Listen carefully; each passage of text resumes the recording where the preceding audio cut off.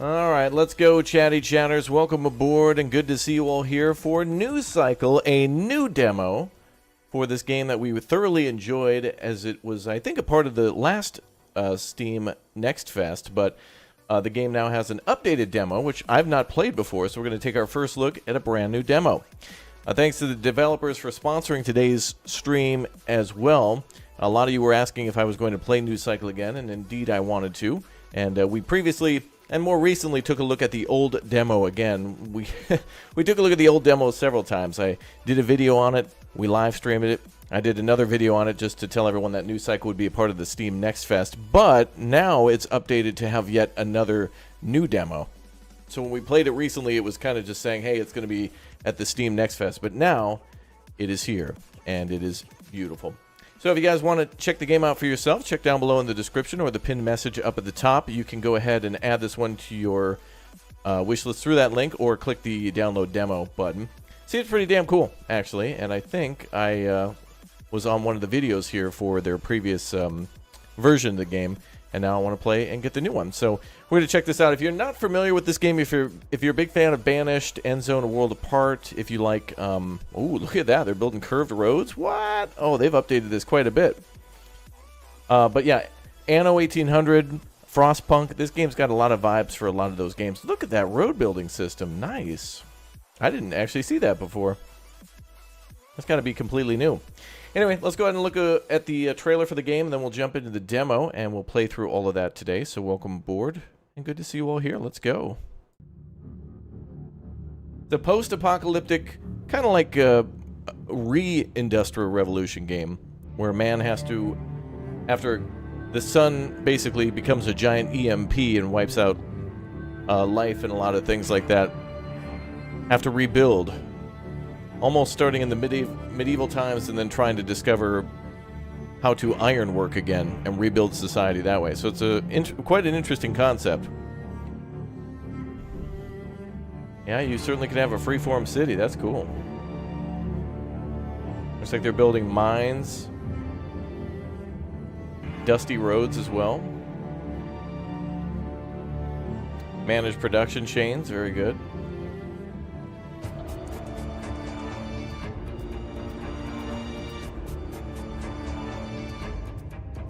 And I think this game also has conveyor belts, too. I hope they show that during this little overview video.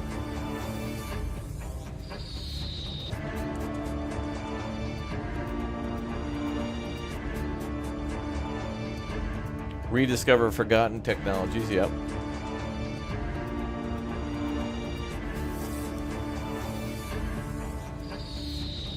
Ah, there's the conveyors. Excellent. Oh, and look at that. They can be built over the roads. Nice.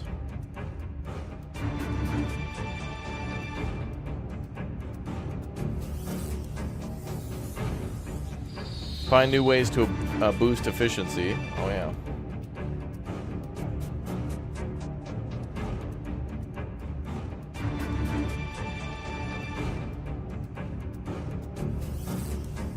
Oh, yeah, and exploration, too. So we can go out on expeditions, basically.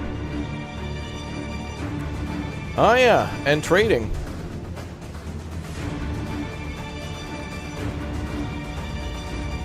Coming in via elephant, bruh.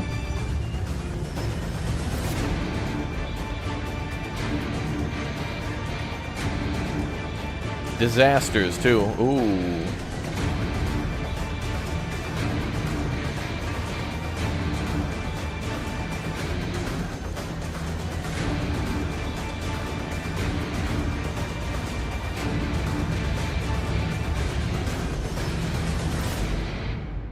Those look like some nice upgraded houses too, like tier 3 maybe. Alright, let's watch one more video. Maybe it'll give us the story. Ooh, a crane? Windmills? Damn, I haven't seen some of this stuff before.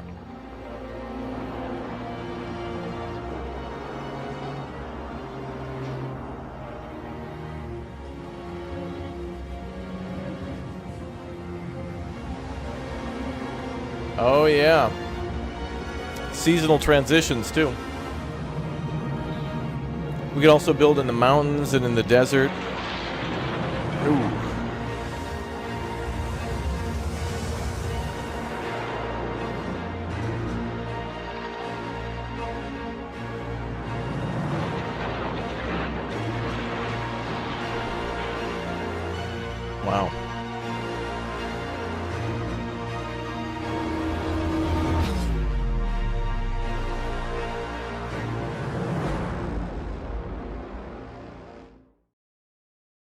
cool.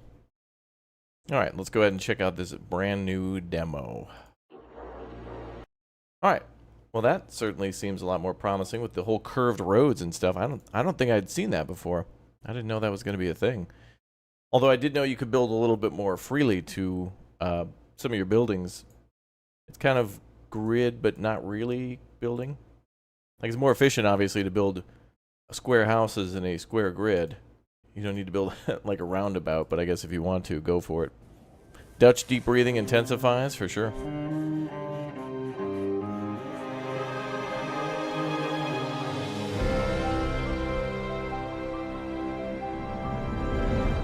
You're downloading the demo right now. Looks awesome. Oh, good. Yeah, the old demo was pretty nice. It was a good tutorial, but this time around we're going to get real. I'm going to read, everything, and we'll see how it all goes. So, yes. Time for news cycle. I'm going to check one thing real quick and see if I can do this. Okay, that'll be fine. Okay. News cycle.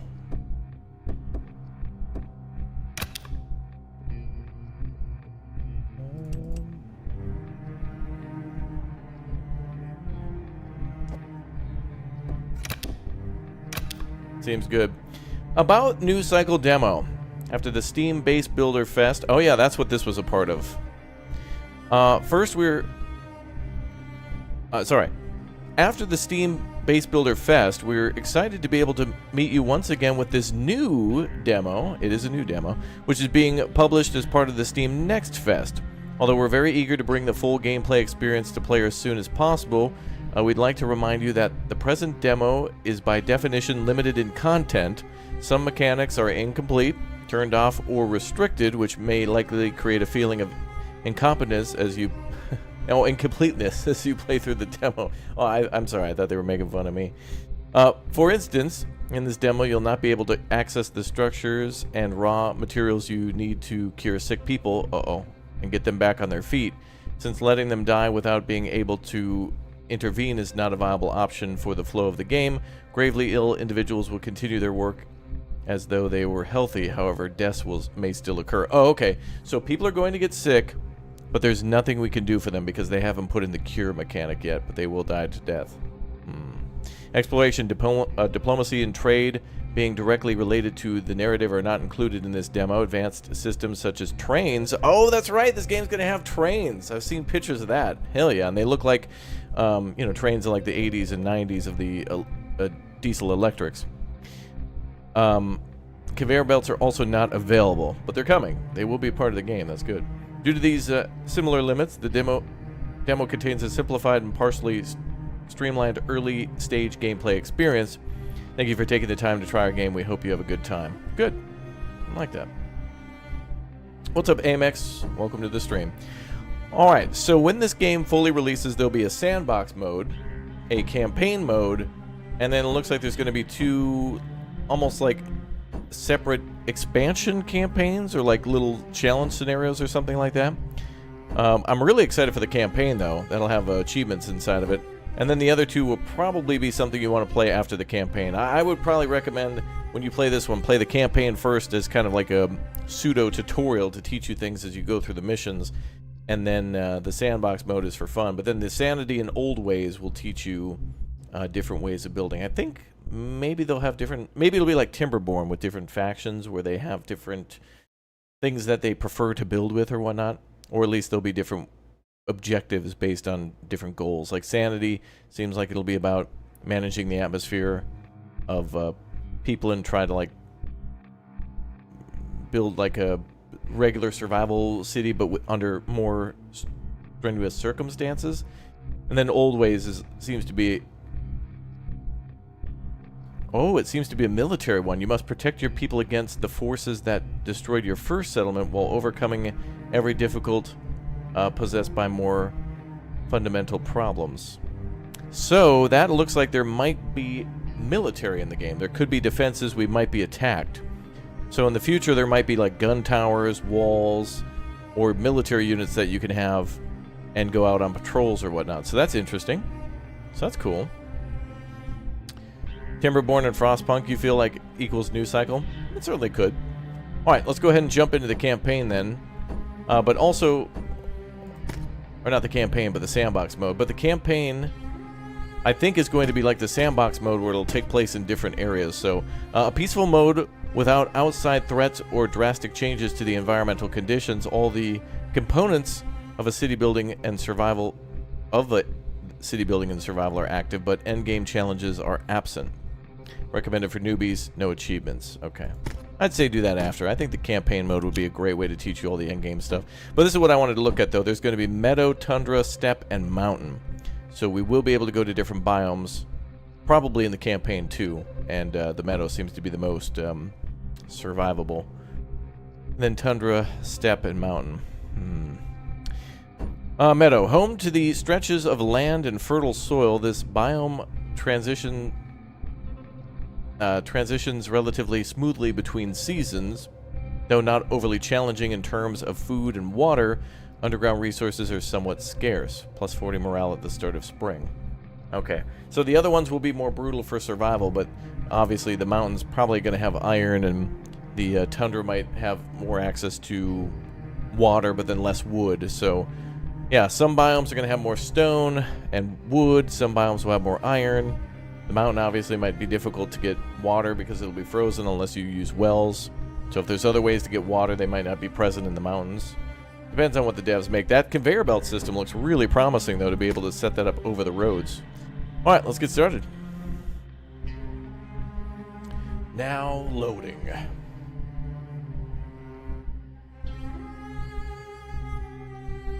Standing by.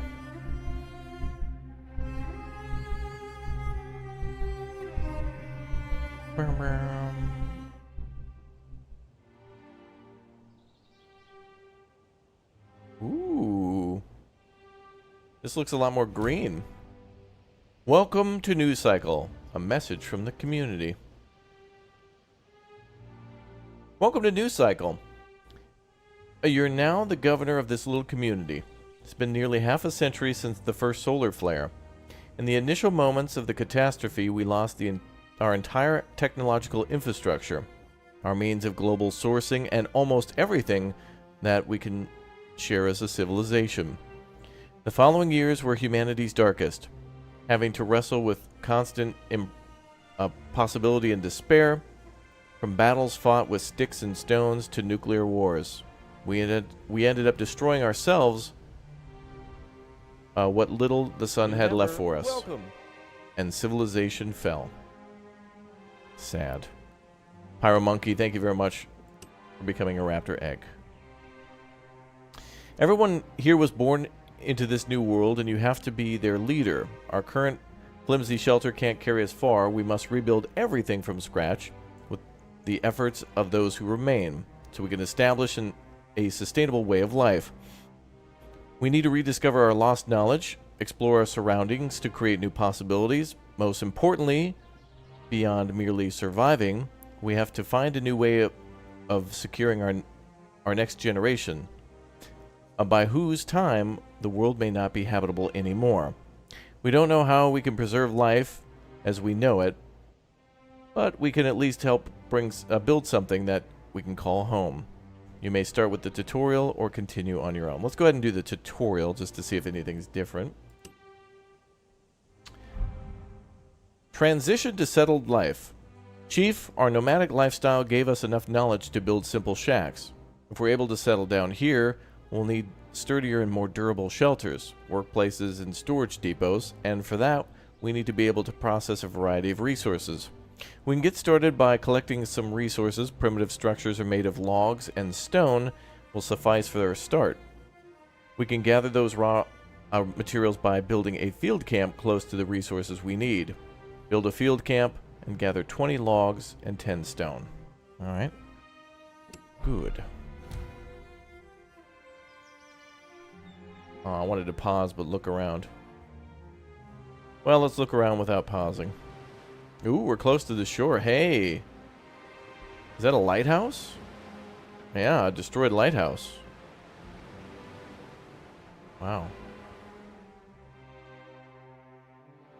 I want to look around and see if there's any buildings, highways, bridges, tunnels.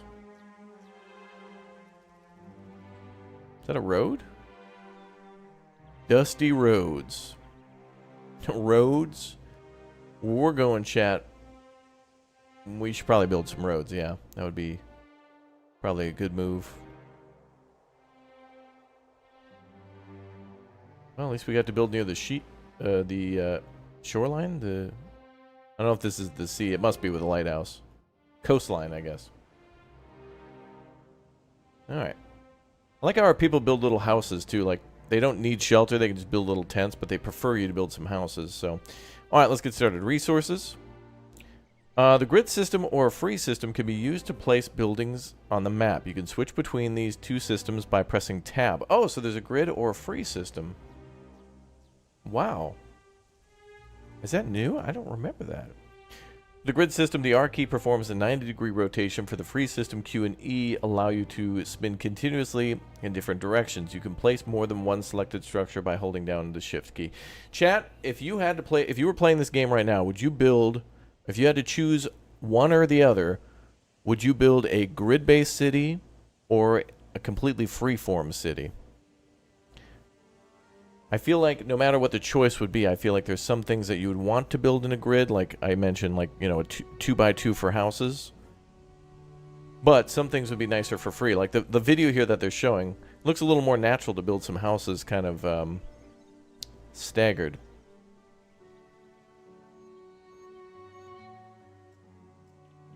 Grid, freeform, grid. Boy, it's almost like 50-50. The fact that they give you the option is awesome. I did not know they would do that.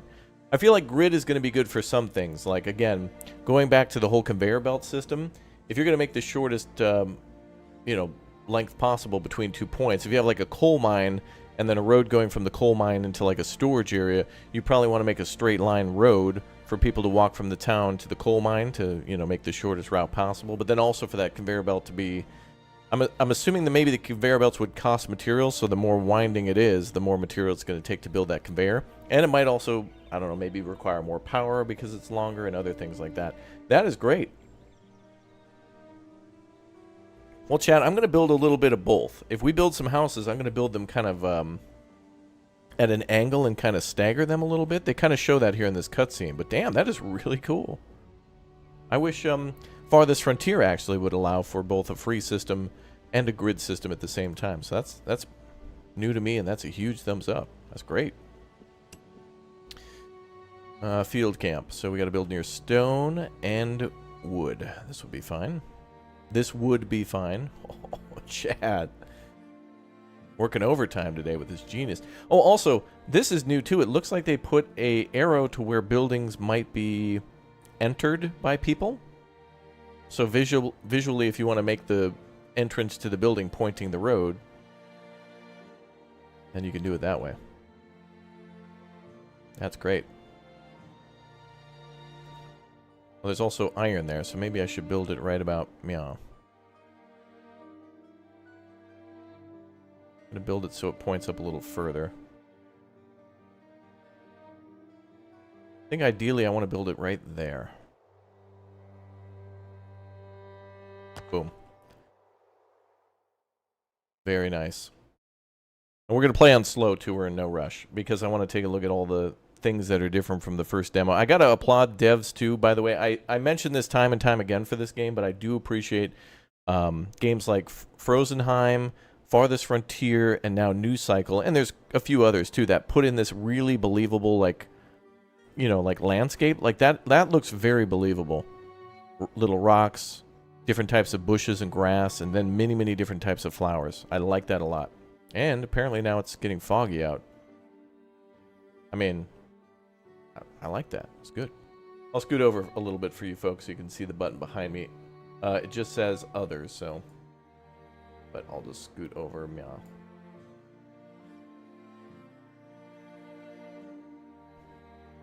Yeah. Dark Triceratops video on that one is on the channel if you want to check that out.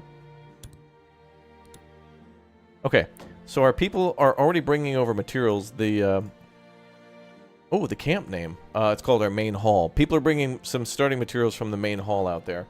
Chat, I think we're going to call our camp... Camp Hope? Camp Hope? No.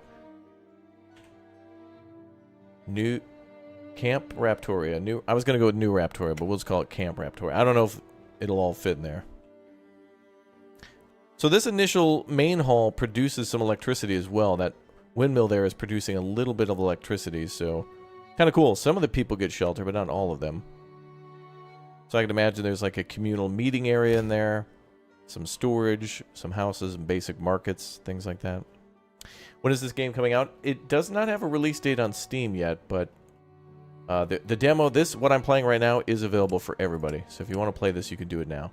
Oh, Chad. This is where the Chad emotes come into play. Check this out. That right there, that's a Chad. Chad Logger right there. So there's different classes in this game. We have workers, craftsmen, and then specialists. We need to train them. So they're all basically like different levels of laborers where like the workers are good at gathering basic resources like logging and whatnot. And then I'm imagining the specialists could be good eventually at like welding and maybe working in the steel mills and things like that. So that's going to be something to keep an eye on a little bit. But all of our people, this is a little bit like Anno 1800 where they have multiple different needs.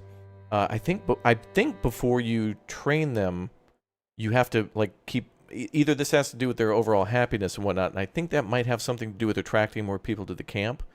But obviously the things on the right here, supply and services. So they want food and water and tools and clothes. I mean, that's how they do their work. And then some things like housing and then entertainment. So it's a little bit like maybe Farthest Frontier that way too, where the more things that we provide to our workforce, the more that they'll... Yeah, actually, the efficiency will increase. So it'll increase their morale. So the more you give them, the harder they can and will work. So that's really cool. And then it's the same for the craftsmen, too. Each of them have different needs, though, for the type of, like, maybe food that they want or entertainment. There's different types of levels. Oh, there you go. Your craftsman's got his welding equipment. And then the specialist is... maybe more like a bookkeeper, or like an architect or a designer. Cool. Love it. Get those Chad emotes going. That dude's an absolute Chad, the woodsman. Chad, I still got to put it on my bucket list. This game has... what is it? I think it's called just a gathering hut, where you build that and then people will go out and get mushrooms. I need to go to the woods with a knife and a basket and just go out and get mushrooms. And then come back and make a stew. But no need to do that. You can do that in this game. Alright, now we're going to need to gather stones, too. So let's add people to our stone mining. The trees look really incredibly believable. I can't believe it. And look, there's even like some chain... Like, the land is technically flat, but you can see there's a little bit of, you know, mounds and things like that. It's gorgeous. Not just all, like, flat plain land. There's a little bit to it. Okay, current goal is to gather a few more logs and stone.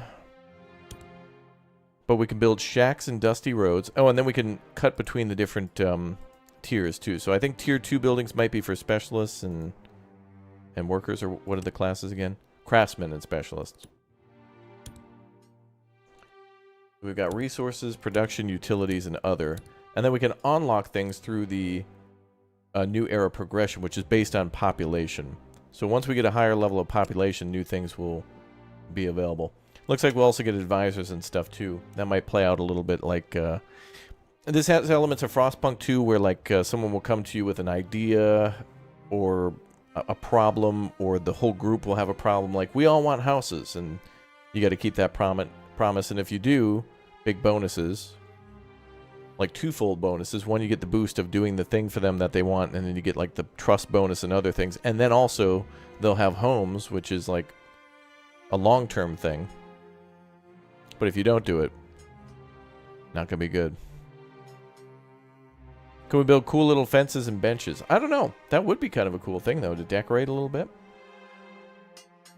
I'd be fine with that. Oh, you can hear about mining.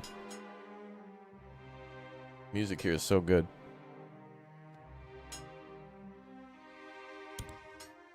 It also takes stone and wood to make roads, because the roads need wood for telephone poles or power lines that they build. And then the stone is for, like, I guess, maybe flattening the road, you know, like grading. Processing and development. Off to a promising start, Chief. I'm going to call myself Chef. I want to be a chef instead. Remember, I want to make that mushroom stew, so I'm going to call myself Chef. It's lost knowledge. People don't know how to pronounce the word chief anymore, so they just say chef. We may go on gathering nearby resources for a while. We should focus on producing more complex materials by processing new ones. Our settlement can develop as far as the limits of our knowledge and production. We can create flexible and processable constructions or other objects through woodworking. Build a lumber mill and produce 30 lumberjack samurais. Alright. Let's do that. Oh, I gotta go to tier 1. There we go. Lumber mill. Allows simple woodworking via chopping and sawing logs. Primitive structure for the production of lumber and paper. So it might be a good idea to eventually build 2 of these, because we will make paper at some point too. Let's plop the old lumber mill down next. You know what? Let's go a little freeform. Going rogue, chat. We're going to go a little rogue. That's nice. So you can rotate via R or Q and E too. So you can rotate the building within the grid. Well, let's go freeform. That's a huge step forward. Kind of wish I made a video on this too, because I would have just pogged out like crazy about that.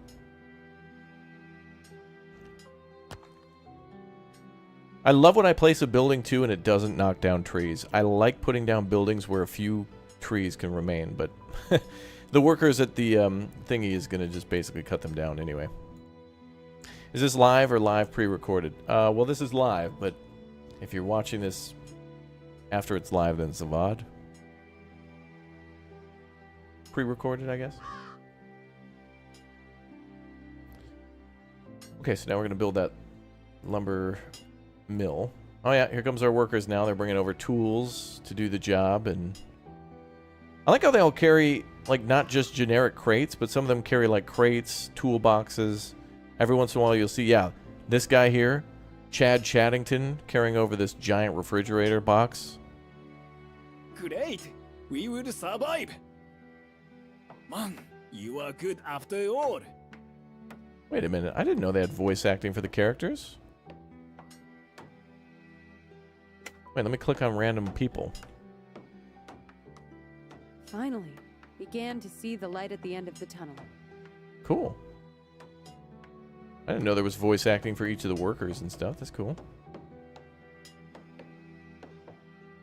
Yeah, it's a regular day in the meadow. I do like how it's like dusty too. Like you can tell that there's sandstorms and stuff because a lot of vegetation died. Sweet house.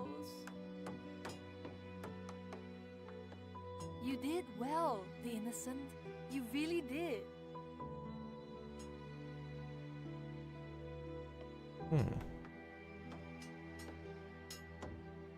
Together stronger.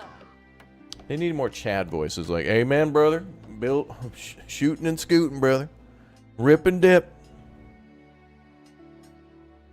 Imagine like if you click on a character, it just goes on a diatribe, just a long speech. Like, hey man, hey, I can be, hey, you click it, I'll build it right on over here, over there, wherever you want, brother. I'll do what you need. Okay. I'll use the Alt key to turn. Oh, I see. Oh, that's nice.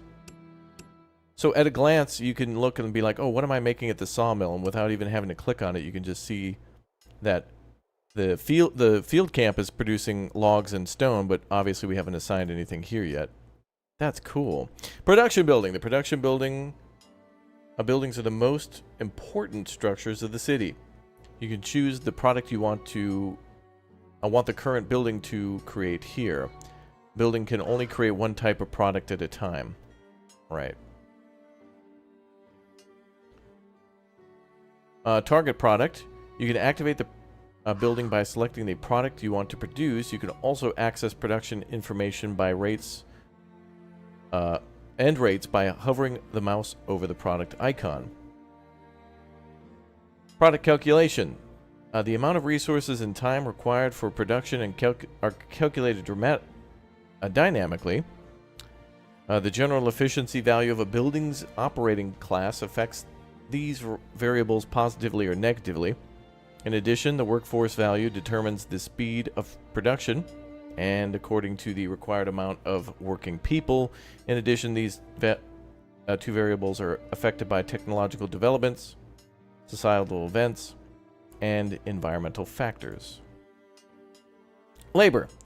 Certain classes of society become the operating labor force of a certain production building in accordance with their abilities. Some buildings require cooperation from other classes before or besides that operating class. Ooh, I wonder if that means a little bit like in Frostpunk when you could put an engineer into a building rather than a worker and they're just more efficient. That'd be kind of cool. Status notifications. There are instant notifications about the statuses of selected structure. Yeah, we have no workers and it's not connected to a road. Okay. We can fix that. Oh, we can't research. Well, alright, we can't do roads yet. But we can select the resource and we can assign up to 8 people. No, 5. I thought that was an 8. We'll just do 3. But we do have to produce a bunch of lumber, so I can turn it down later. Not bad.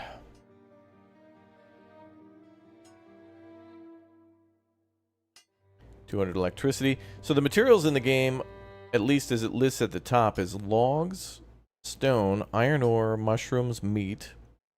And we've got water, simple meals, lumber, metal ingots, basic tools, leather, clothes, clay, paper, and electricity, of course.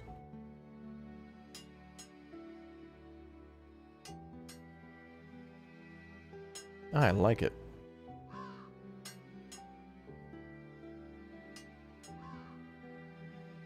So now we're producing a bunch of logs into a bunch of lumber.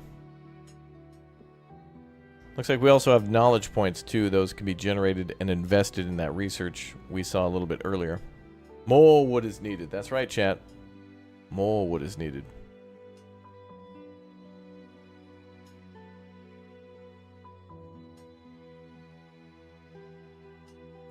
Bum, bum, bum, bum, bum. More wood is needed.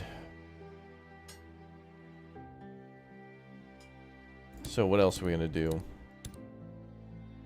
Could build another field camp eventually. I think I'll build closer to the town in a grid pattern.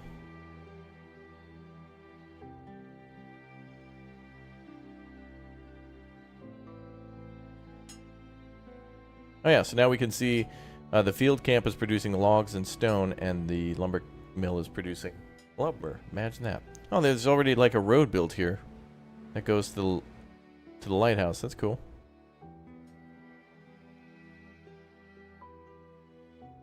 Just from the old world, I guess.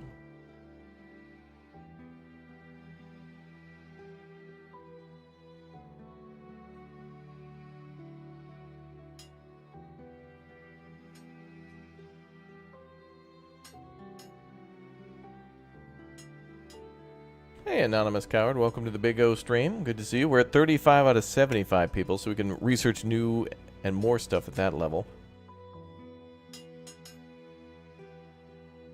We're going nice and slow, chat. No rush. Oh.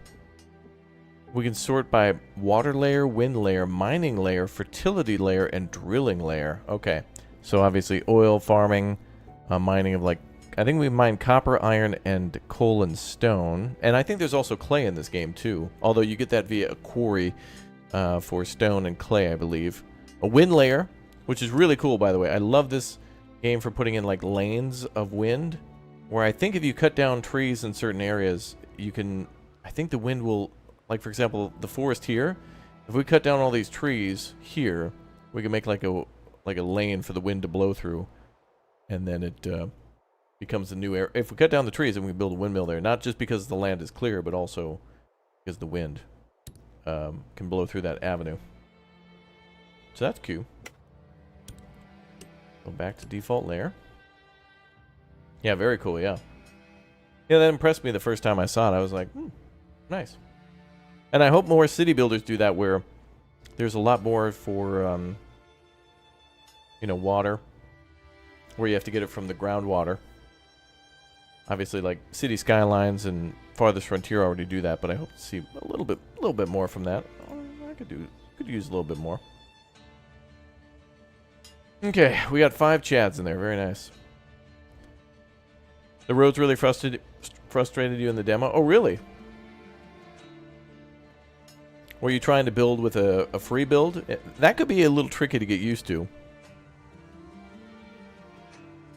If you don't like the grid pattern, you can easily press tab and build both grid and free layout. And I like that a lot. I think that's really cool.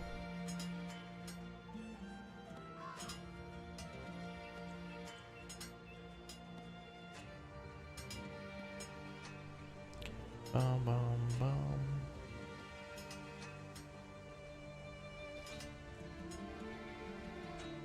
Good new music too. I want to crank these bangers. Let's crank ye old bangers.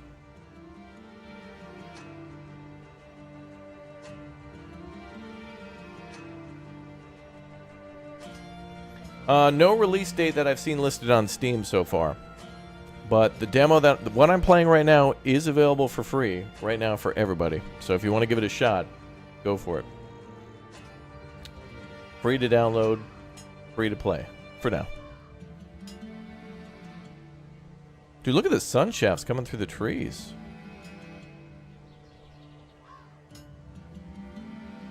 And it changes with the time of day. Damn.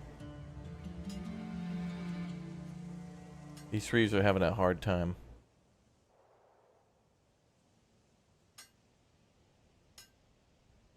Oh, a child was born. Whoa, 3 kids were just born. Nice. Does that count for the total population?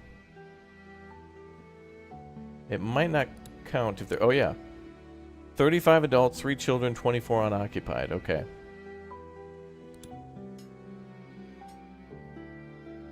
Burb. That was a bird. This reminds you of Frostpunk and is a good thing. Yeah, it's nice. I was really hoping to see more gameplay from that game, but, well, New Cycle is going to be a good one to try in the meantime.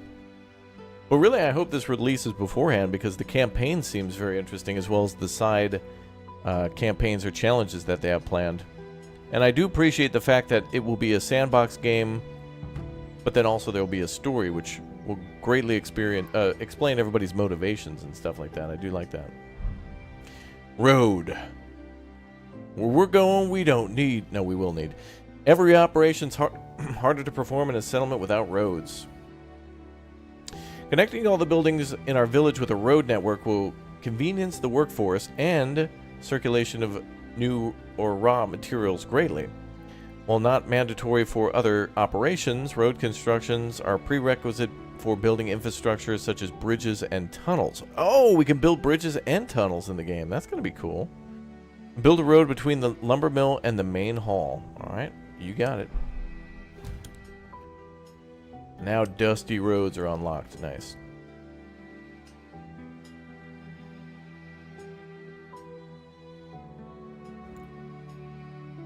We'll have to go around the sawmill a little bit.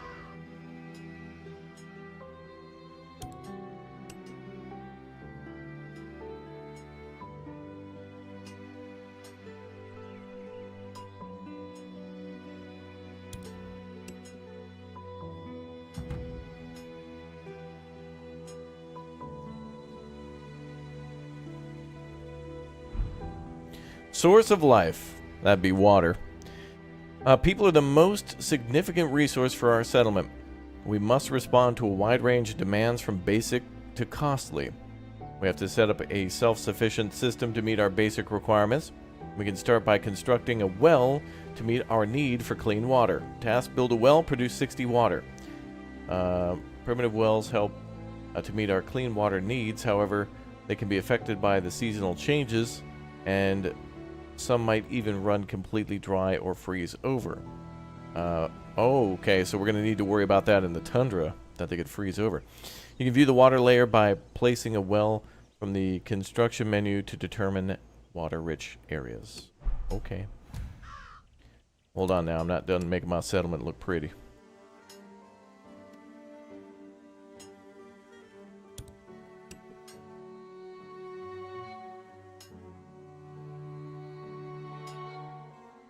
Ooh, it snaps together nicely. Or is there a little gap? Maybe there's a little gap. It looked okay here, but... that's okay. I like the fact that we can do both. Well, actually, wait a minute. I can just do this.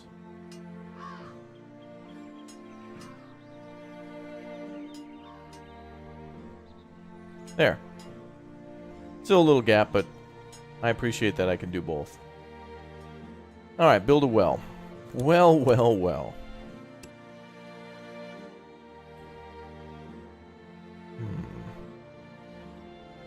I guess that'd be a good spot up there.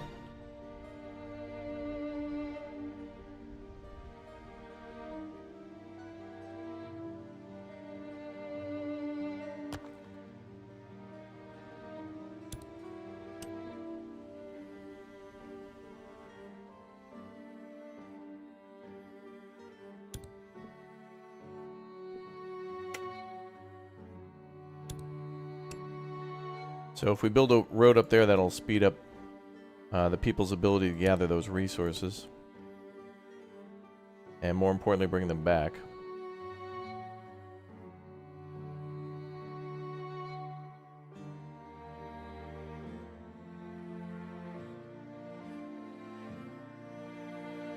Oh, yep.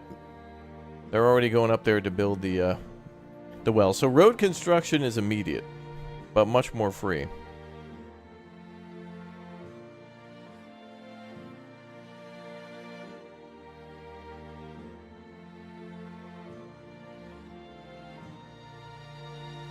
Bum, bum, bum. I think the music actually changes in this one when it gets to wintertime.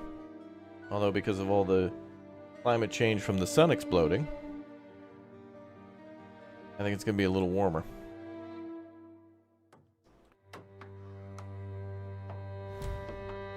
Alright, the well is well on its way to being a well. That's all well and good. Well said, Raptor. Well, thank you, chat. Oh my, I'm well. Okay, all done. So nobody has to work there, it just automatically makes water. In the end, we'll see another day, huh? Nothing tastes better than success. Yes. Hooray! Hooray! No one dies today! Oh. He sounded happy, so I wonder if they'll say different things based on their morale. Or based on recent events. So if someone dies, they'll be like, oh, I'm sad. Strangers! A group of immigrants are trying to come into our camp. The more our settlement grows, the more attention we'll get from passers-by, and the more people will be willing to join us in terms of both frequency and numbers. The group of wanderers, each less fortunate than us, awaits permission to join the ranks. Come on in. Hell yeah. Can you build a well if you're on well? Well, I'm not sure.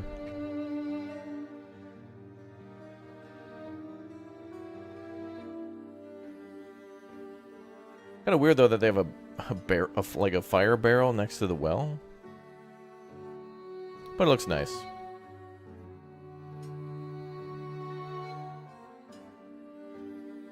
Oh, I like how they made that out of like wood to look like an old propeller plane prop. That's cool.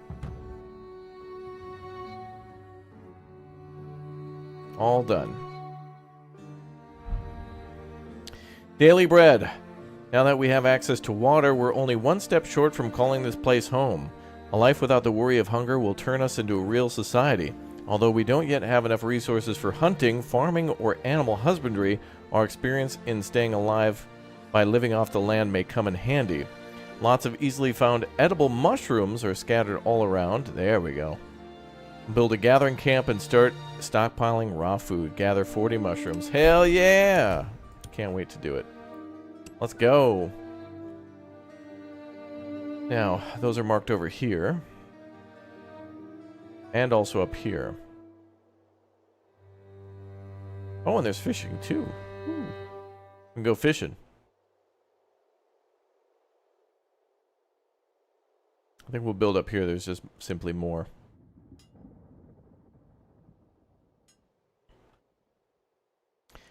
we're going to build a road on their road.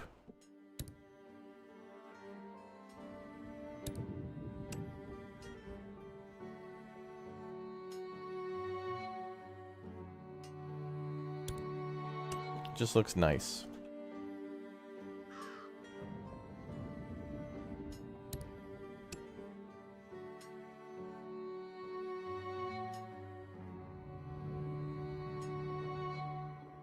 How do I build a curved road?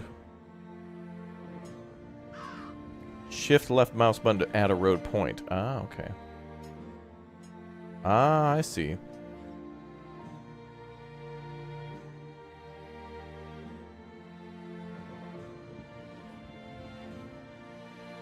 That's cool.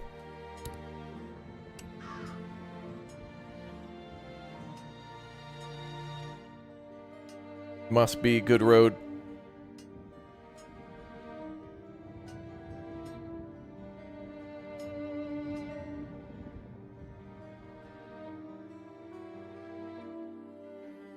Yeah, we'll make it about that long.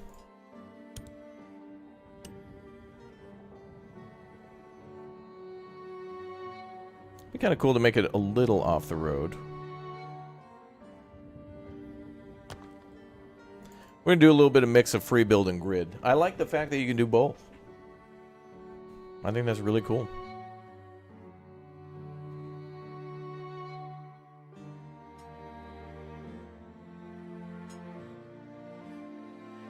Gather 40 mushrooms. Oh, yeah. Are we going to give them to Mario or something? Boy, now I wish I would have a bunch of mushrooms, chat, so I can make a nice pasta. Mmm.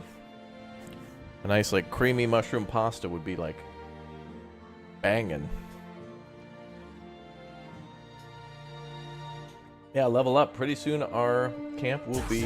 No, not that one. It will be this one.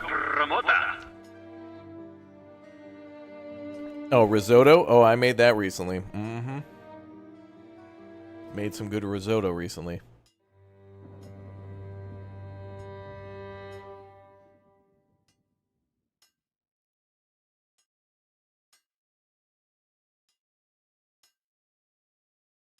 Alright, they're coming over with toolboxes, supplies. Ooh, and it's raining. I wonder, does that replenish or change anything in the water?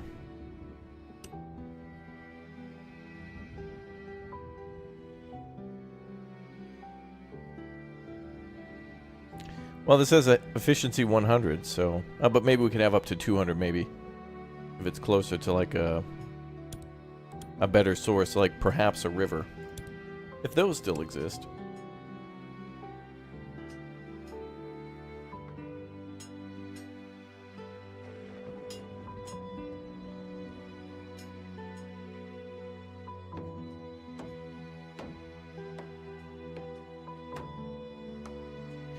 Bum, bum, bum, bum, bum.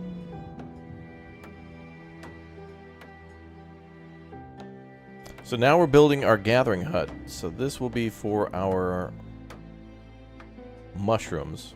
But the gathering hut, this can be converted to a hunting cabin too.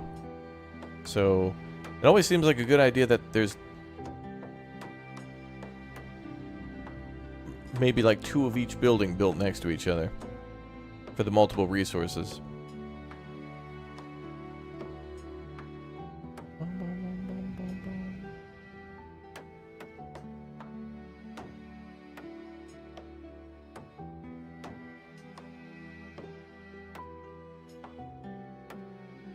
No bears sighted? No bears.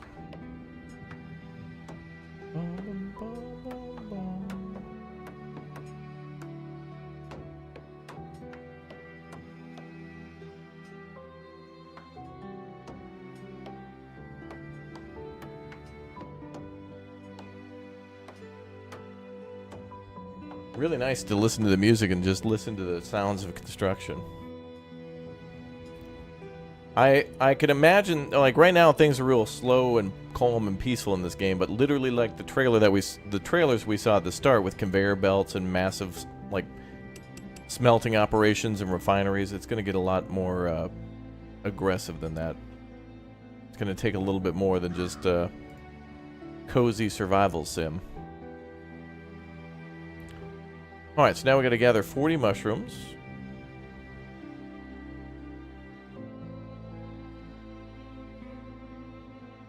Look at that hustle. Let's go, people. Let's go. People are hungry. So this yeah, look, you see fish hanging there and also different cuts of meat. So this should be able to provide mushrooms. It looks like fish, meat, and then something else later on. Looks like there's 4.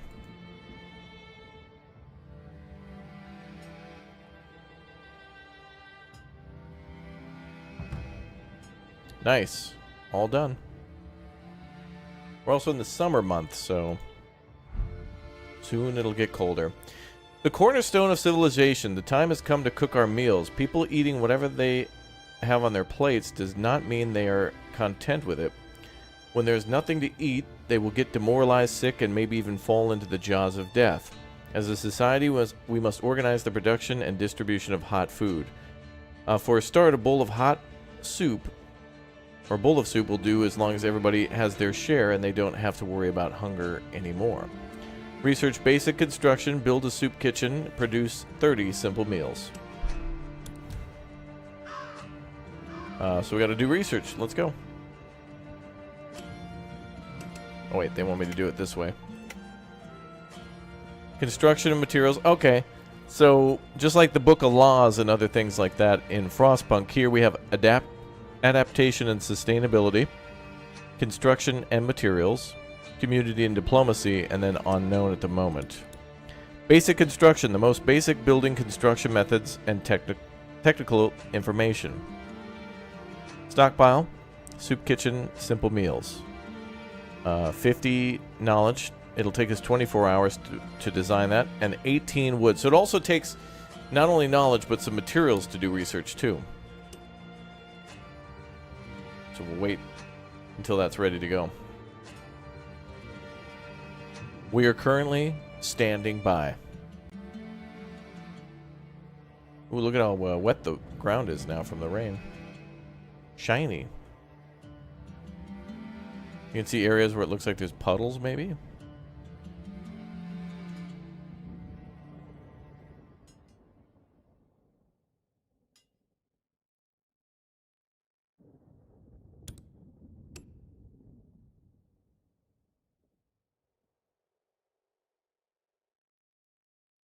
Okay.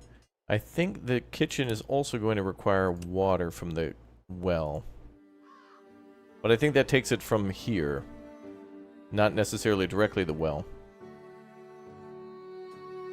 Cello airplane? Are you playing a cello on an airplane?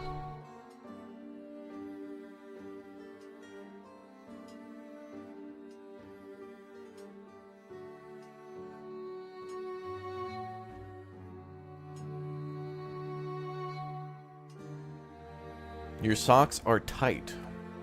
Is this young people talk? Yes, I'm sure they're tight and lit AF yo. I'm sure they are the dankest of socks, yo.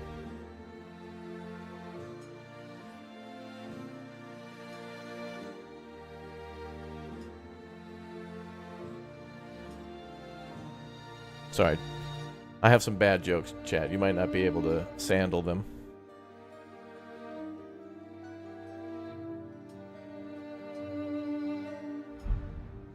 Technology research, stockpile, soup kitchen, and simple meals are unlocked. Alright, so now we can build a soup kitchen. Yeah, sock it to me, baby.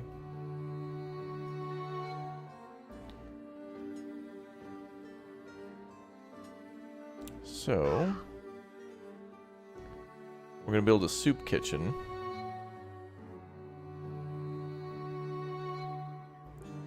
I'll build it on this street here.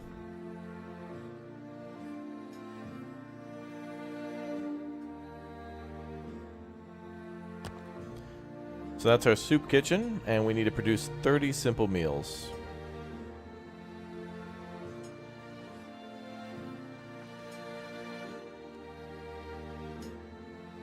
Honestly, I think if you rush it, you could probably beat this demo in like maybe an hour and a half, 2 hours.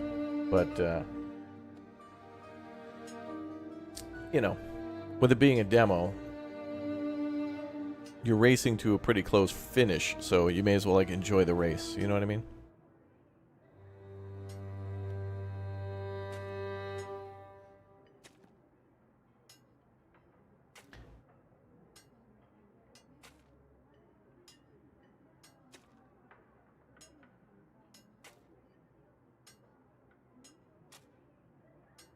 Bum, bum, bum, bum. I wonder if there's going to be defensive traps and patrols for security eventually.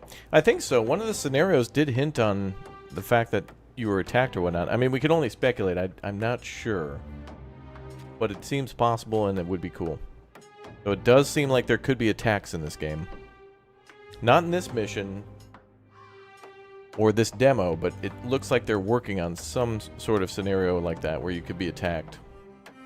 And maybe go out and attack. This music's nice.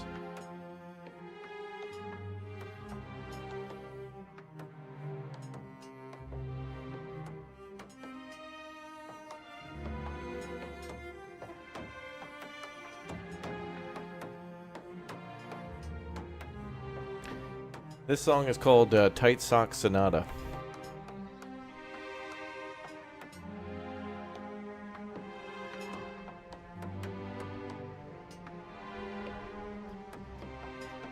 It's played on a cello.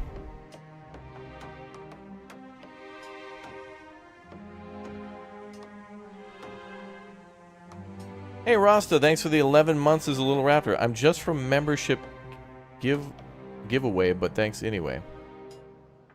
Wait, you got 11 months from people gifting you memberships? You've almost been a member for a year because of chat dropping memberships?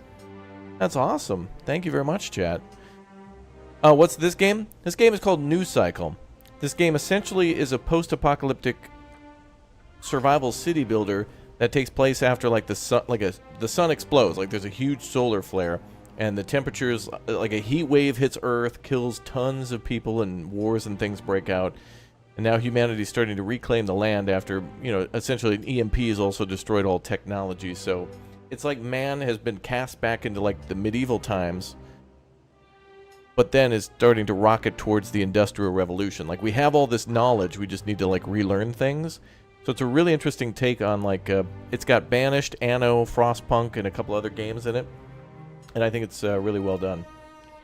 And I'm excited to play more. Alright, let's go ahead and make the mushroom soup now. And hire 3 Chads. I need 3 Chads to work at the soup kitchen. And don't eat any of the soup. Will 3 Chads volunteer? I just need 3. Dark Triceratops, thanks for the 21 months as a Raptor egg. Thank you very much. Well, not all at once, chat. Gee, now there's a queue forming in the chat. I need those workers elsewhere.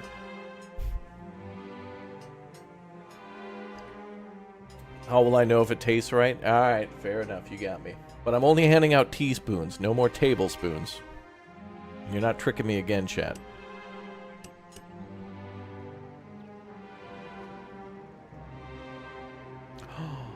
Oh, look at that little... Oh, the chopsticks with, like, the noodles on top. That's perfect.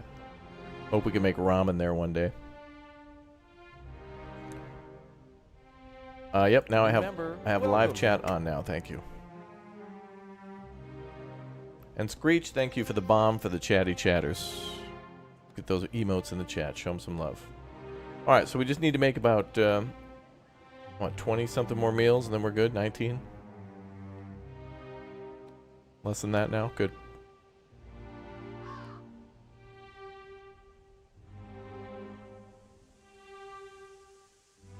I feel like there's got to be something around here.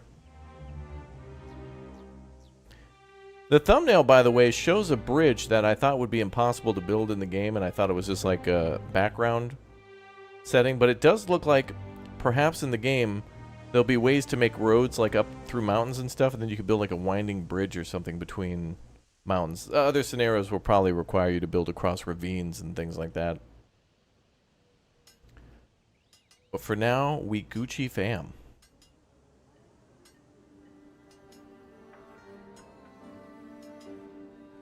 Oh, here comes that cello again.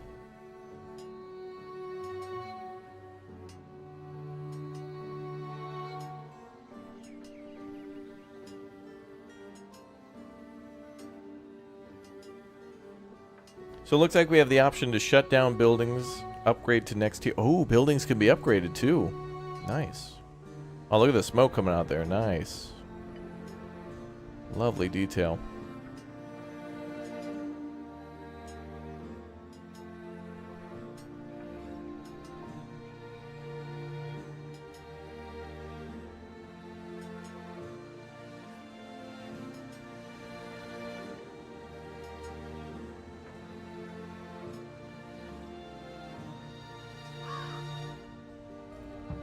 David Lewis, thanks for the 27 months as a Raptor Ultimate. Just downloaded the demo for News Cycle. Going to give it a go. All right, enjoy. Enjoy.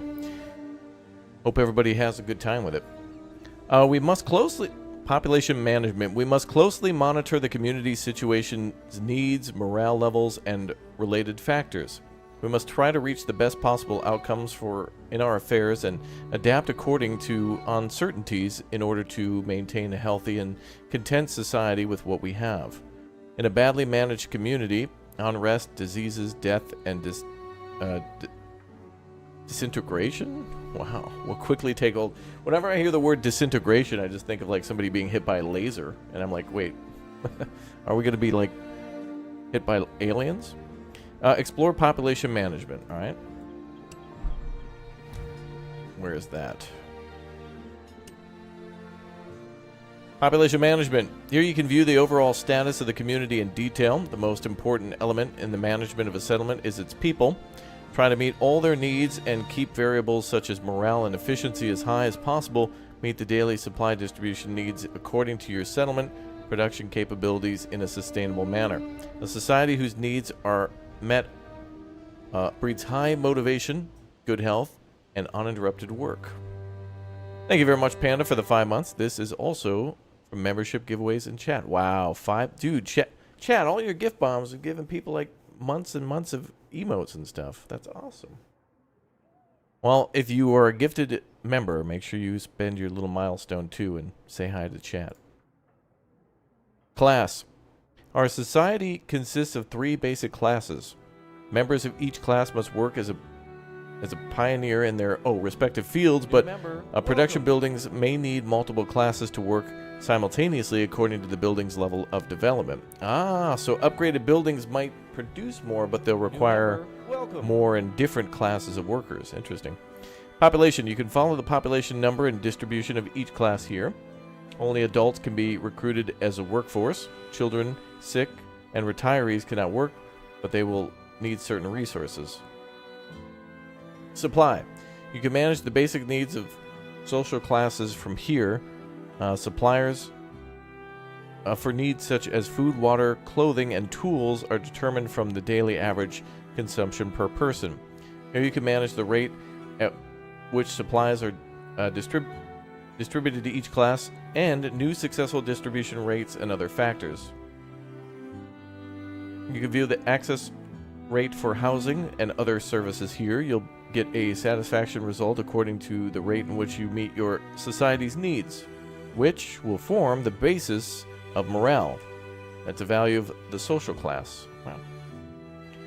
Workforce and efficiency. The workforce and efficiency of each social class and are the two most important factors that shape the life of your settlement. Workforce indicates how much of or how long your working classes will operate. It's very important to manage this variable according to current conditions and needs while balancing the flow of production and life. Long working hours can cause low morale. And even if this is accounted for, remember that exhaustion can still lead to sickness and/or increase in workplace accidents. Efficiency is calculated based on the morale of the community and the basis of production rate calculations for the operating class and the production buildings. It is affected by many external factors alongside the rate in which basic needs are met.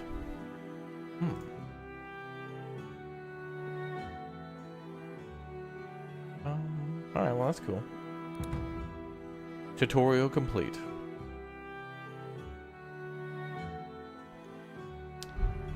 Thank you again, Screech. That's fantastic. Supply and demand. At last, our settlement resembles a home. Everyone has a job, something to offer our society. We're producing food, water, and construction materials. Before ramping up, we need some basic rules and a sense of order. Proportions represent how much of a consumable is used by a person in a day. We must respond to every need, but decisions about each proportion should be made according to resources and production capacity. The general level of morale will be generated by what gets distributed, at what rate, and how successfully. Morale directly influences the production of performance of our settlement. Also, it can affect our people's reactions to unexpected events positively or negatively. Set ration distribution to regular and do it for 3 days. All right. So, regular. So we're turning up the amount of food everyone can have. I'm going to do it for water too. Even though they don't tell us to do it. I don't want nobody dying. Good. Good.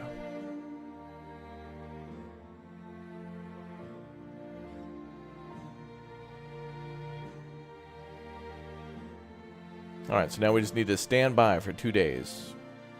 And make mushroom soup. Cream of mushroom.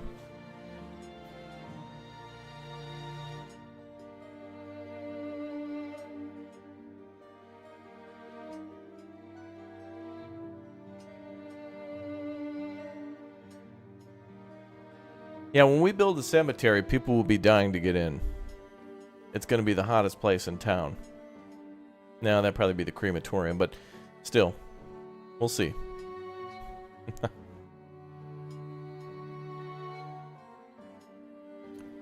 Not enough resources for food distribution. We can make more meals. How are we doing on mushrooms?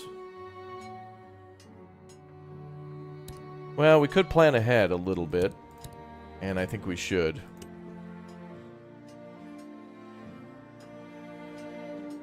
I'm going to put it over this way so it looks a little different.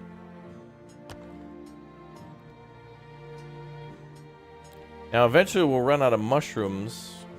And we'll have to switch to other things. But the mushrooms will grow back. I think it's also seasonal, so might be a good idea to eventually have mushroom gatherers switch to hunters in the winter and then switch between the two. Klaus, thanks for the 22 months. Love this game. Keep rocking it, Raptor. Thank you very much. Thanks for 22 months. A lot of you guys are close to 2 years as members, so thanks for watching all these city builders. You're very close. Some of you are close to a year, some almost to 2. Hey, what's up, Alex J? Hey, Raptor, how's it going? Good, man. Hope I'm well. I am. Is this game similar to Endzone? Kind of reminds me of it. Yeah, there's a little bit of elements to this. Like that. Endzone has a little bit more restriction for grid building, but this is a free build. Like, you can do both. You can both do the grid-based building and that. But yeah, this game seems to also have sandstorms, and there's also meteorites that can hit the settlement too, and looks like it also has more to do with wars and whatnot. I know that Endzone also has that, but we would all appreciate better access to food. I'm working on that, ma'am. Then you can make Townsend's mushroom ketchup. That's damn right, Tampa guy. Hell yeah. Love it, man. Last step. A place to track everything about your settlement and your people. View the overview panel. Health is the subject that we should pay the most attention to. It'd be our priority to find a solution to our current condition. Examine the factors affecting public health and take a decisive action. Hint, there are many factors that affect people's health. Nutrition and water are the most important of these. No one can withstand more than 3 days without water. You need to produce solutions against many variables such as seasons, heavy work conditions, epidemics, insufficient supply, and harmful external effects. Oh, you mean like bullets? Ruben, thanks for the 13 months, dude. Appreciate it. New member, welcome. Alright, I'm going to build another soup kitchen to take advantage of all these mushrooms. I was going crazy out in the woods.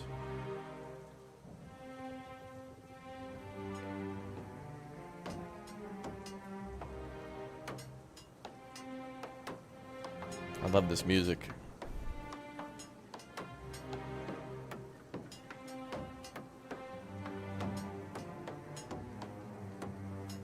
It's a very serious waltz.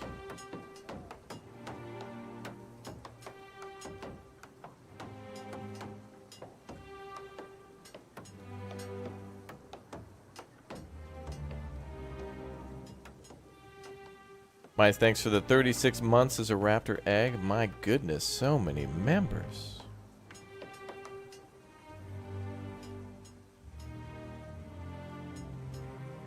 New member, welcome. All right, let's get 3 more Chads working here.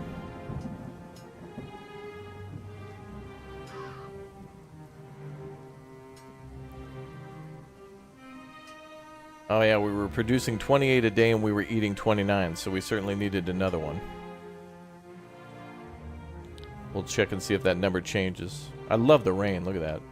I wonder if this game has a photo mode. Oh, it does.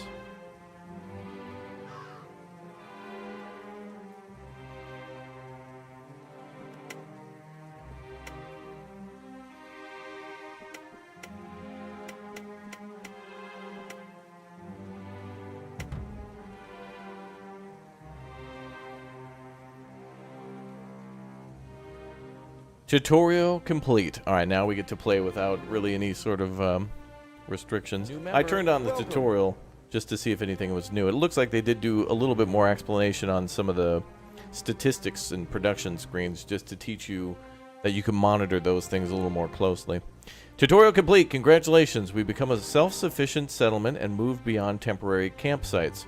From now on, you must devise production plans according to the needs of your people and the settlement. You can set your course by exploring the technology tree. Remember, we may have no time. We know what to expect, but we can't be sure when or how. Hint, with time, you can produce higher grade goods like clothes, drinks, and paper.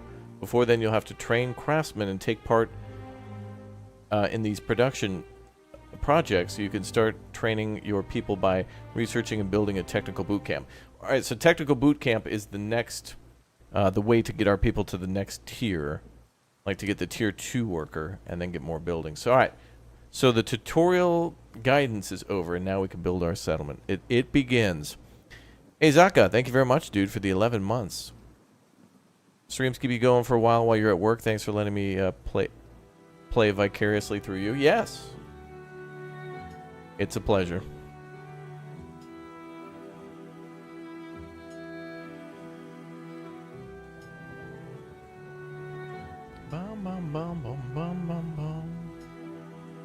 All right. Looks like we need a lot more water, too. Oh, boy. All right, let's start monitoring all of the things that are low.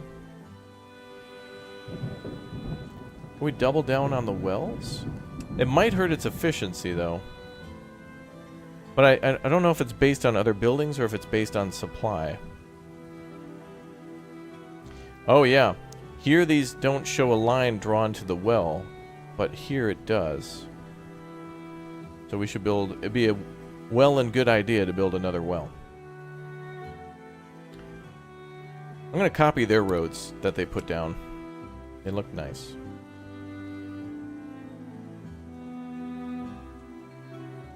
What? Wow, it did like some terraforming.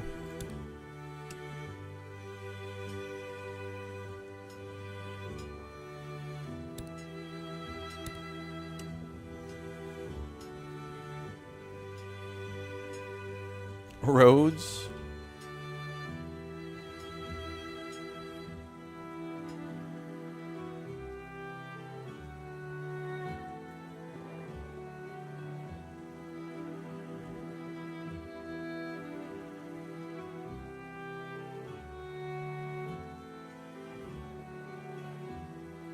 So I'm just building where the old human roads were. That looks pretty cool, actually. Wow, that looks neat.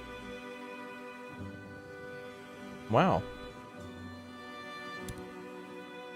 Wow.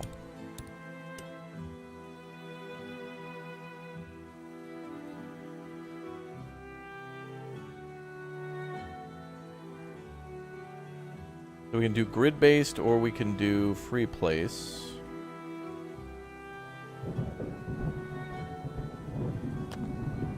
I'm gonna build just like that. This is impressing you so far? Yeah, this is a lot of new stuff, man. We got a new, like, free road building where you can make curves and, like, you can, like, with a push of a button, grid-based or free build or both. And I'm trying to build a little bit of both, and I like it. So water was a little short. We're going to start making more of that.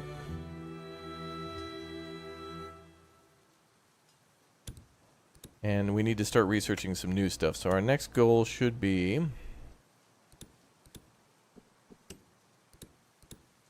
the Oath. 30 hours, 22 wood. Or lumber. I think it's logs. Oath. We cannot achieve the level of civilization we once had by only developing materially. The real backbone of the construction and societal institutions we established is the values that define and distinguish us.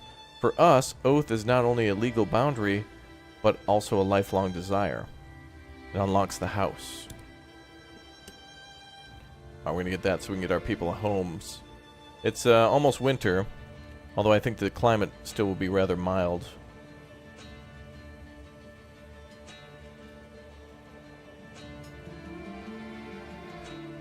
And then you can see all the power lines built along the roads too.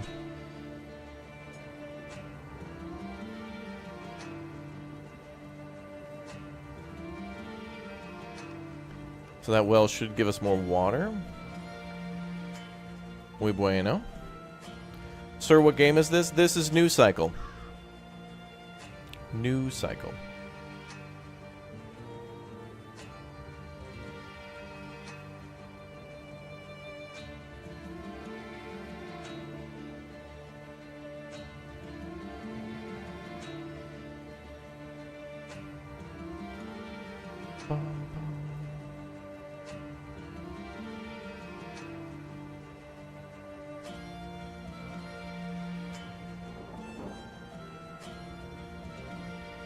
Hey, cool. The second well is ready.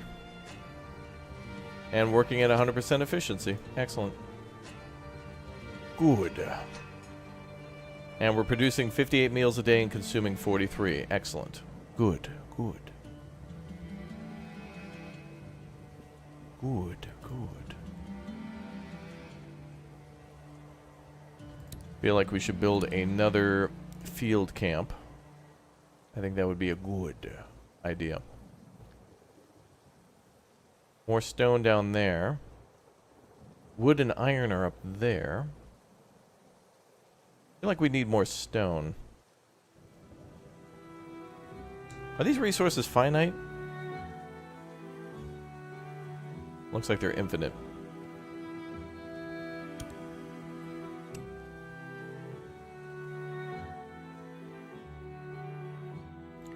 Let's build this one on a grid.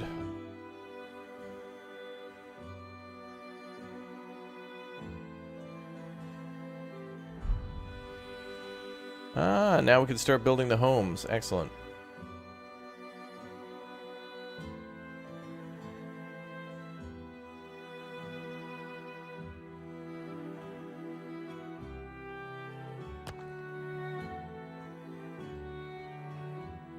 I think that's going to be the next requirement of our people anyway. They'll come to us with a demand and they want us to build something called O'Neill's? Or no, Shack. Sorry.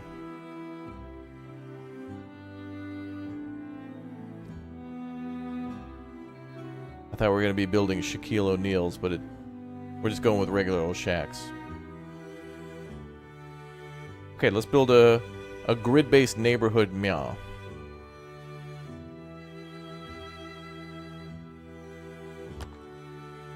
Love the little arrows pointing out to show you, like, hey, here's a good spot to connect with the road. You don't have to do it that way, by the way. You can have them point any way you want.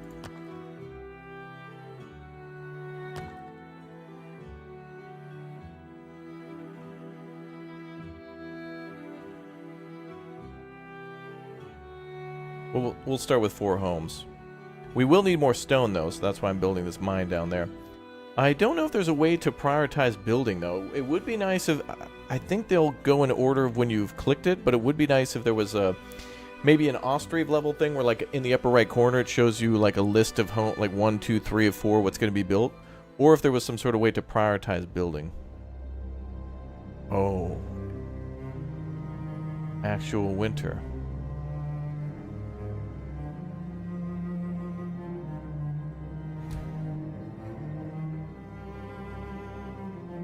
Badoon UK, I think we'll take a look at that tonight. I like your idea. Sturdy roofs. A message from the community. Every one of us needs proper places to live. We have food and water, but sleeping at whatever nooks we find at night does not help prepare us for the next day of labor. We need suitable shelters that can protect us from unpredictable weather. Let's build, baby. I need 3 Chads down at the old stone mine.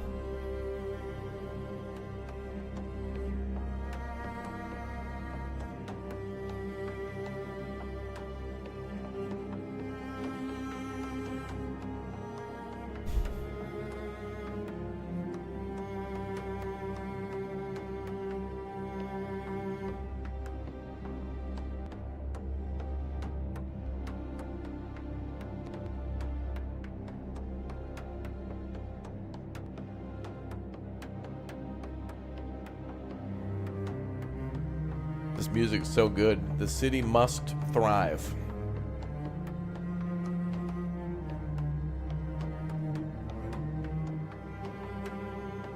This song is called Hey, My Sock is Even Tighter Now.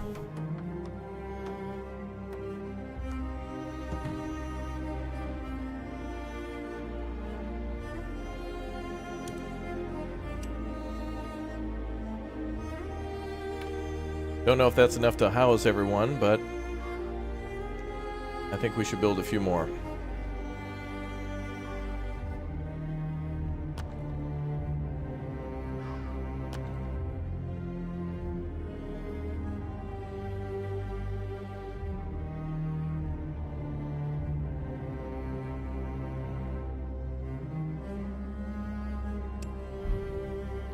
Objective complete. Cause for celebration. People are encouraged by success. If we can keep on like this, we may meet positive outcomes beyond what we expected. Though it was hard, we excelled. Happy day for our house. And we slowly are leaving uncertainty behind.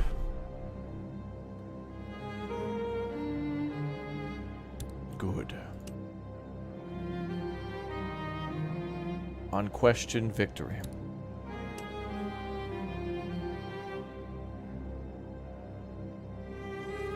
More stone is needed.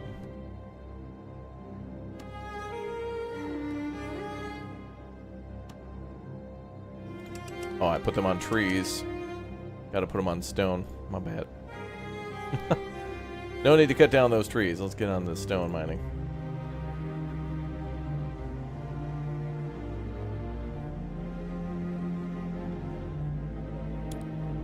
Good. Good.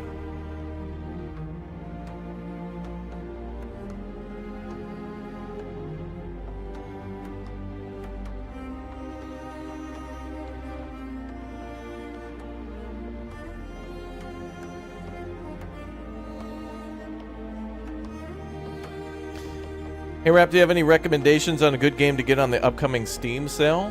Well, I mean, if you're here watching this, I'd say any city builder that you've seen on the channel over the last year or so. But I mean, you could try out New Cycle for free and add it to your wish list. And typically when games like New Cycle get released, typically there's a day one, like 10% off or whatnot. So if you're liking this one, you know, you could try before you buy and give this one a shot today, and then add it to your wish list whenever next time there's a Steam sale or when it drops. Good question.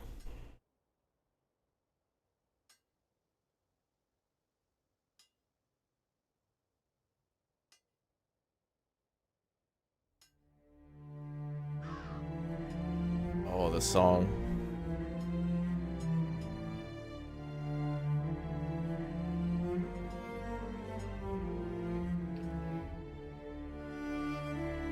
Alright, well, what's going on up here? Winter. Oh, mushroom gathering is halted. Okay. We should still be alright. We still need more water, though.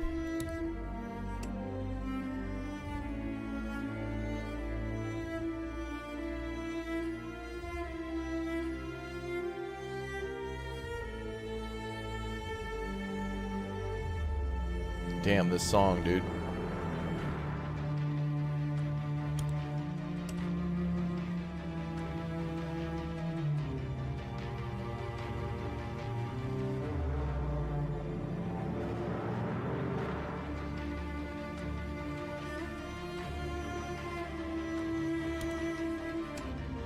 Yeah, true. The next Steam sale's right around the corner.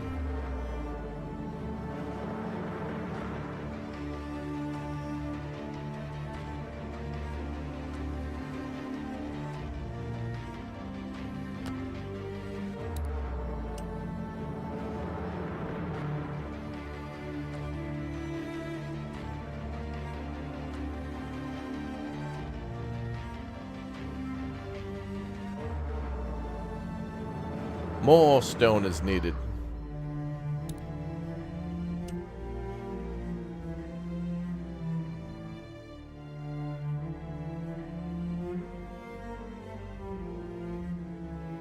Oh, we can get more stone there. That's far away.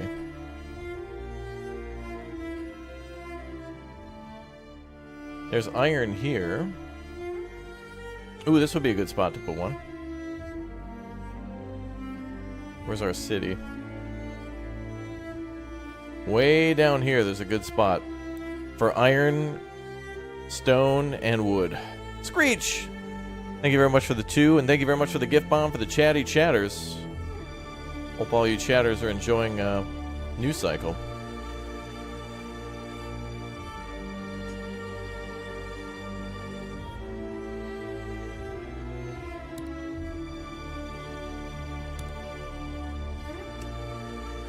We need more stone for roads.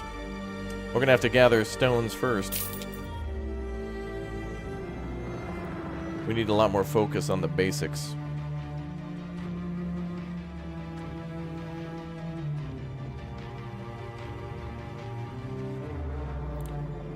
Wait a minute, that looks different. What is that? That looks like a light rock.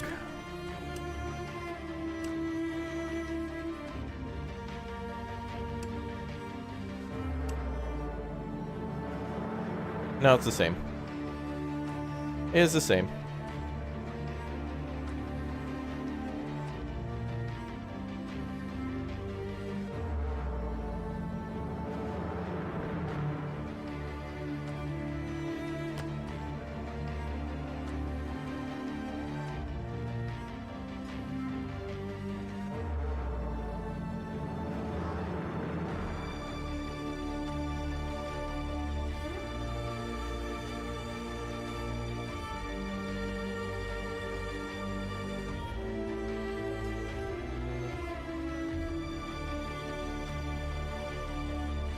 Looks like we're using power, too. What's consuming power? Oh, the houses. Oh. Wow, chat. You guys got electricity in your houses. Damn, look at that. You're all playing like Super Nintendo, Sega Genesis. Lucky.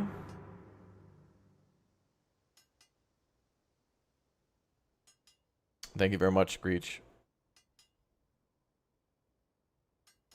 Yes, the winter music is grand. Was it bad? They did tell us at the start of this demo too that people would die. Like there's no way to cure people, and with a lack of food they're going to get sick. We need to like quadruple down on food and everything else.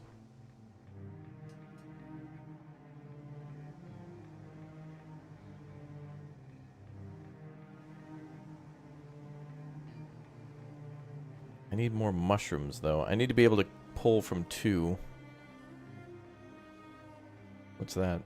Well, that could be a future coal mine deposit.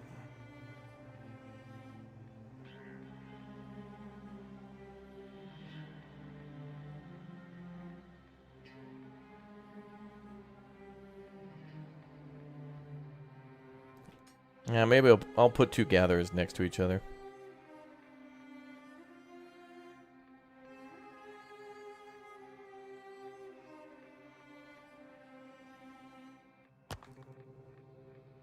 Got to build that too. Can't let our people go without food or water for too long. Food they can survive with. They've made this a lot more challenging than I recall. So this is a surprise to see so many shortages of food and water. Although we're almost through winter. Thank goodness we're not playing on a high speed.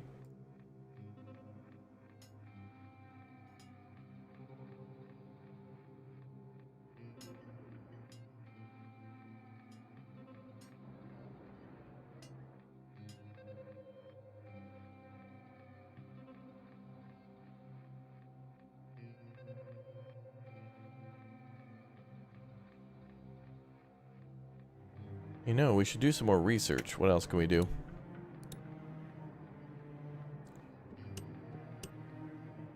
We can start on metalworking techniques. Since we begun tempering metal, our lives have been tampered by it. We can create a more secure and reliable living environmentally by widening our knowledge of the elements. Forge, smith, iron ingot, basic tools, and iron ore are all unlocked there. It's going to take a little bit of stone to research that too. Alright.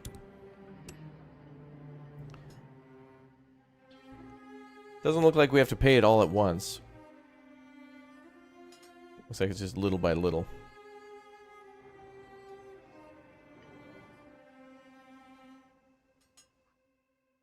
The city must survive.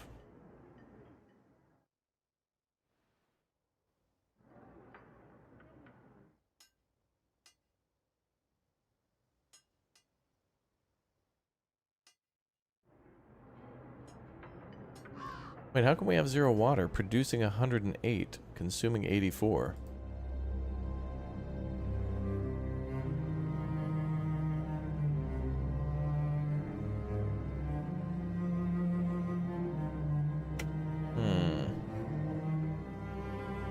Dude, this is much more challenging than I was expecting.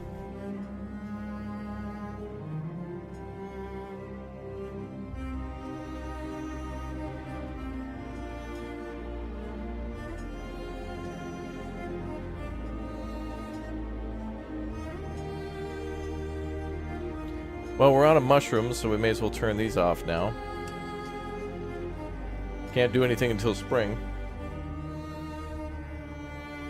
Wait, are we playing on speed 2? Oh, you can play at half speed. Or is that pause?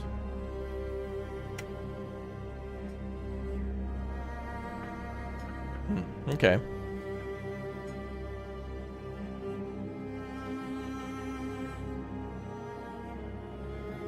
Oh, it's finally spring, chat. I think we're gonna be okay.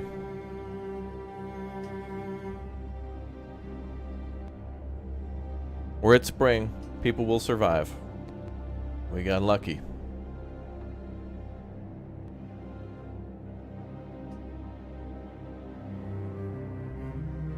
Ooh, look at how good the snow looks.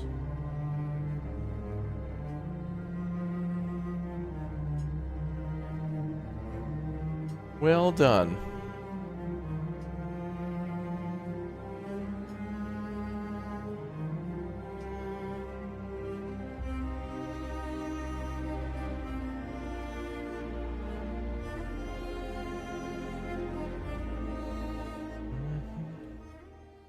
We need food.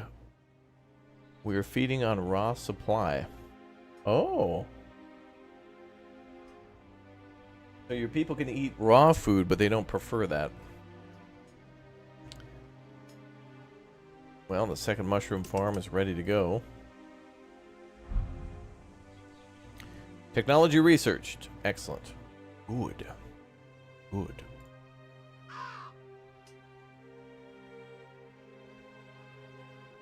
Alright. Fire things up again. Alright.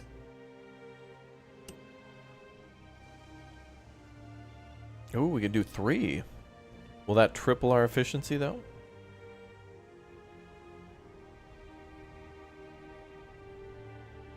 I don't think so, but I'll...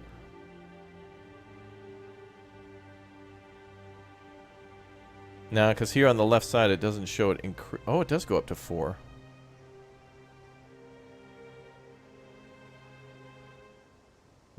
But it doesn't go up to 5.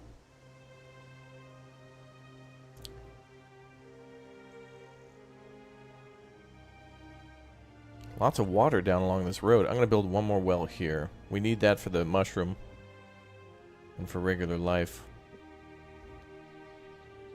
Damn, how are we consuming so much water?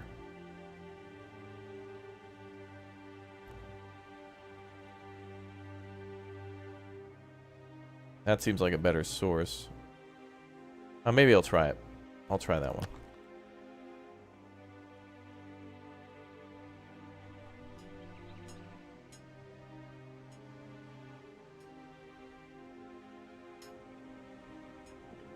I guess I could have also cut back on the rations, too.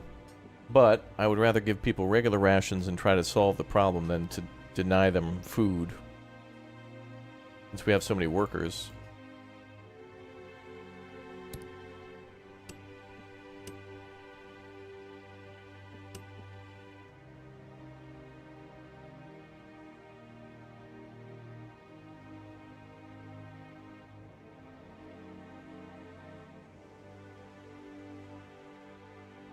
We're going to have most of our population dedicated to food.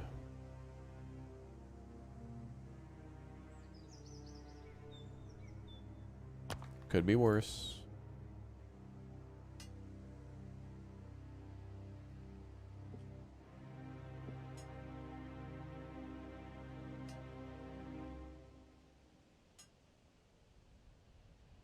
Okay, food's going back up. Good. Okay, let's get some new tech going.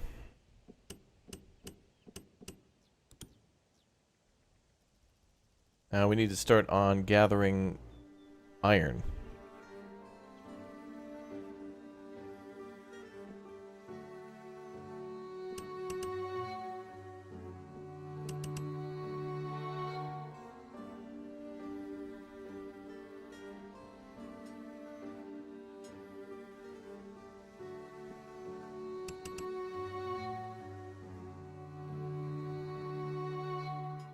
How many free workers do we have? 9 out of 44? Unoccupied 9, okay. Gonna keep monitoring that food situation. Standing by.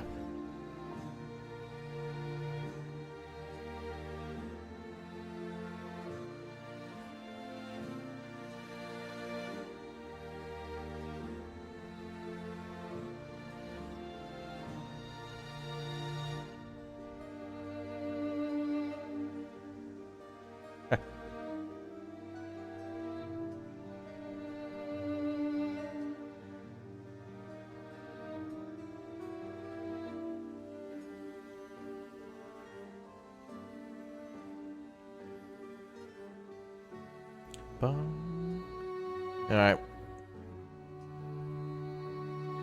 Does this game have battles? Well, not this demo, but it is implied that there might be combat in the full game in some of the scenarios. So it looks like there might be a way to build walls and armies and things like that. We'll see.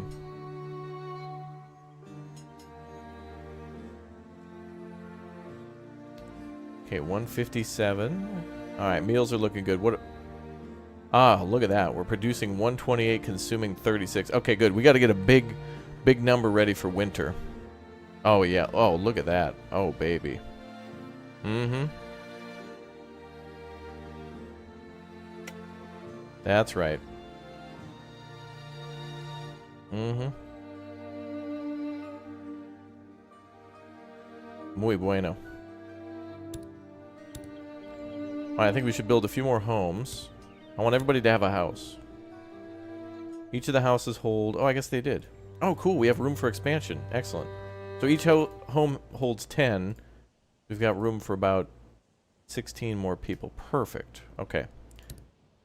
So let's focus on other things then. the forge now. Build a forge in honor of the completion of the glorious iron mines.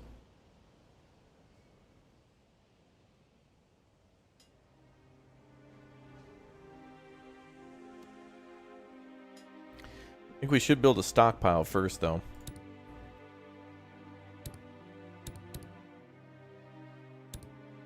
Stockpile. Boom.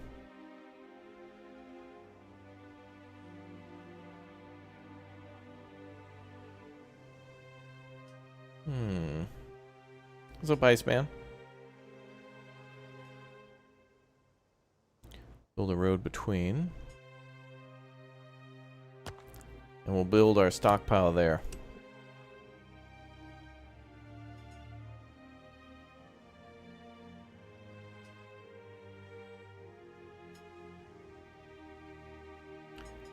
And then we can build a little industrial sector.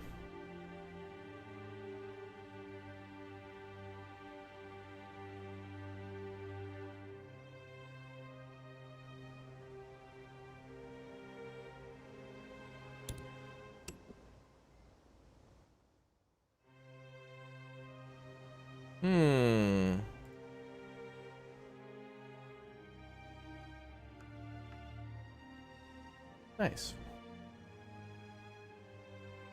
Yeah, there are immigrants that will come in.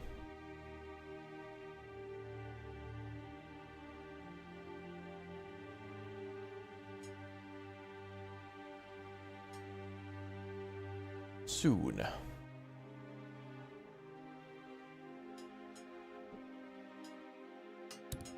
Okay, let's do some forges now.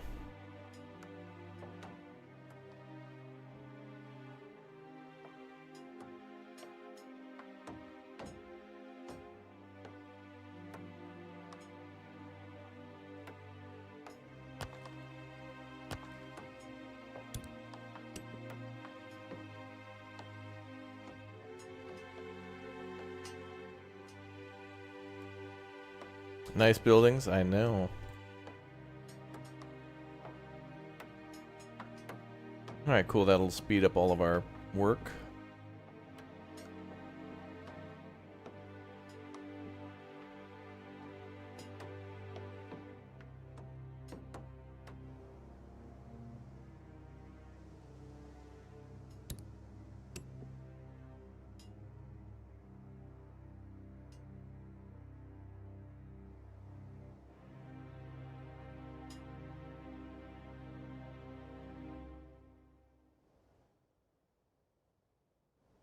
Okay, that'll speed up things at the stone mine.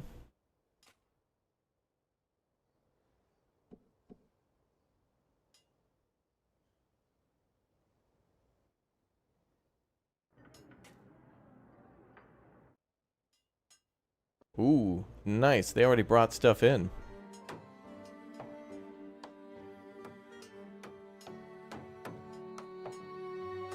Oh no.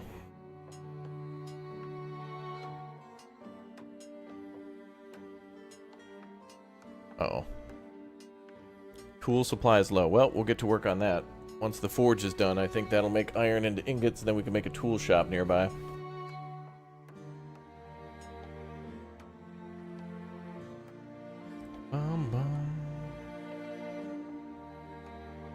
Oh, look at this.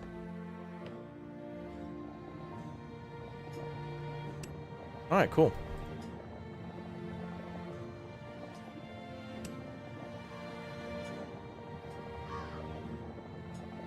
Alright, so now we're smelting iron ore into ingots. And then we can build our will.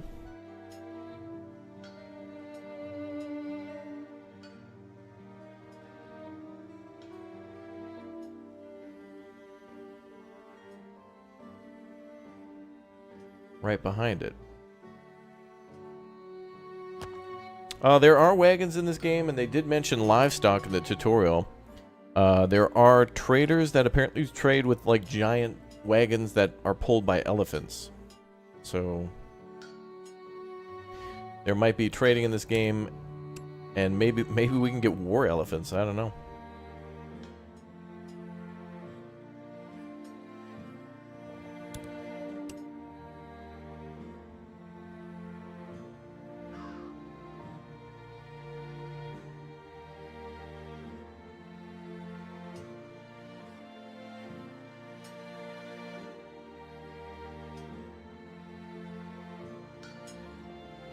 Okay, so now we're making ingots, and behind that we have a tool shop, so we should have tools, and then people can do their work faster. Good.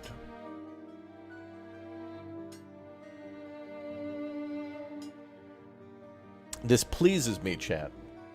This pleases me. One in the chat if you are also pleased. This pleases me. This pleases me. This pleases me. This pleases me. This pleases me. Well, that's good, chat. I'm glad to hear that.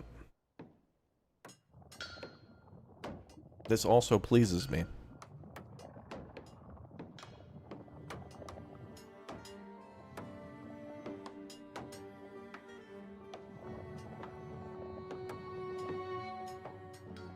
Bum, bum. Does that mean promota? Alright, chat can have one. Promota. This building's taking a while to build. What I really like about this building, though, is that people can walk through it. Like, essentially, it's a... The building itself has stuff on one side and one on the other, and then, like, people can walk into the building or through the work zone.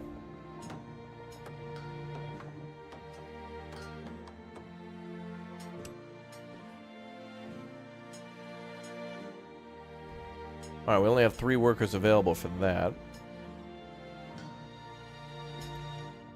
So let's cut down to... There. We'll get caught up on tool making. Alright, cool. So now we're making tools for our people. So pretty soon we're about ready to make some big O mines. We need stability.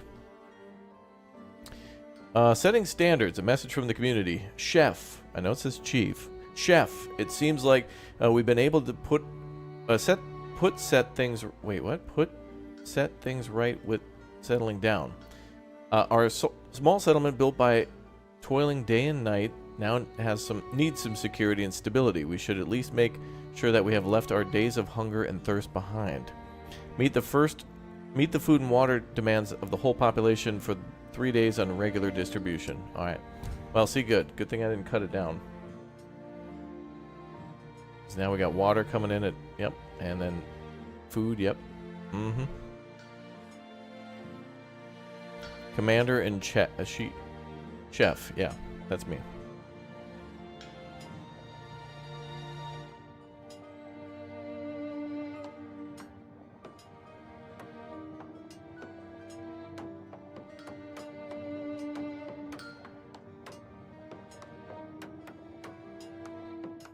Bum, bum, bum. And we've started to make tools. Fantastic.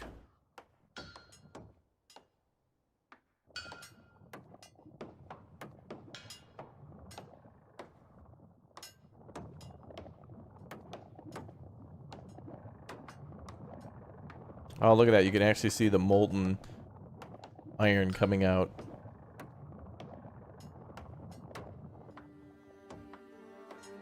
Nice. Commander and cafe.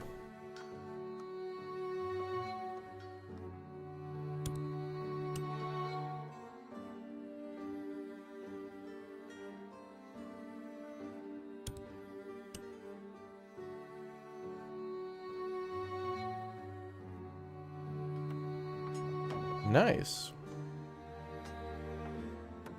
I like the whole steel, like the smelting complex, and then the tools. Like it looks nice.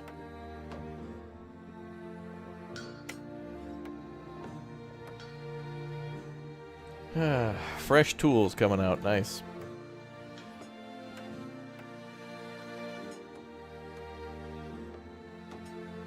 Oh, we got a lot of iron ore coming out too. Oh, we gotta smelt. We gotta smelt more and mine less.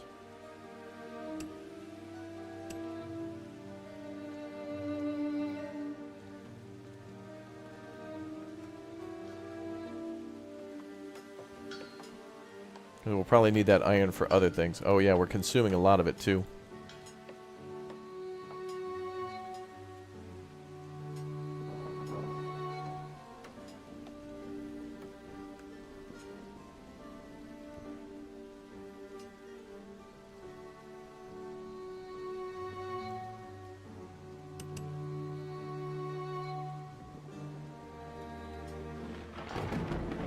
might want to build some more smelters. Maybe.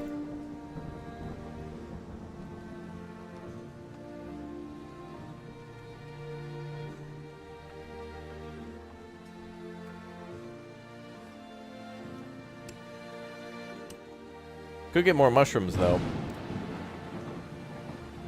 And I think I'd rather do that. Just so we can survive the winter.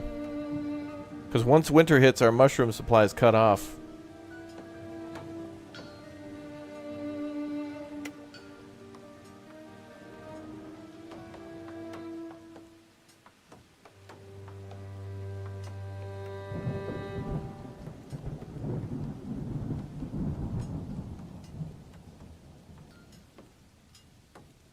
Yeah, winter's coming. Well, we're entering fall. Summer, I mean.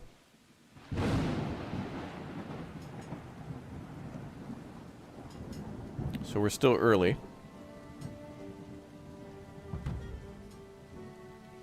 Objective successfully completed. Excellent.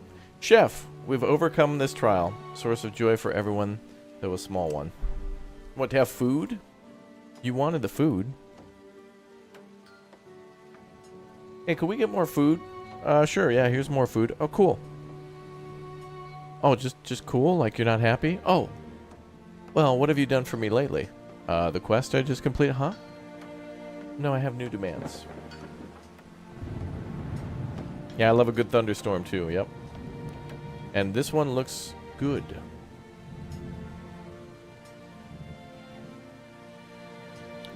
$20 morale to all classes, good.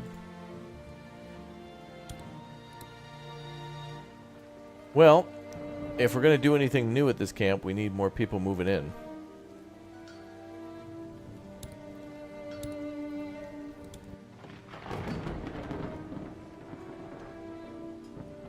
And I don't really want to cut away from food production at all.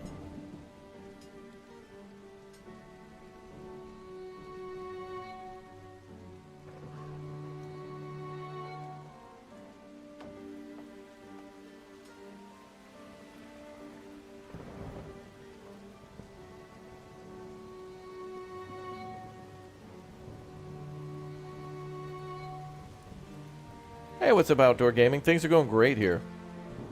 I'm really enjoying this new demo. It's nice to play in a slightly different map, too.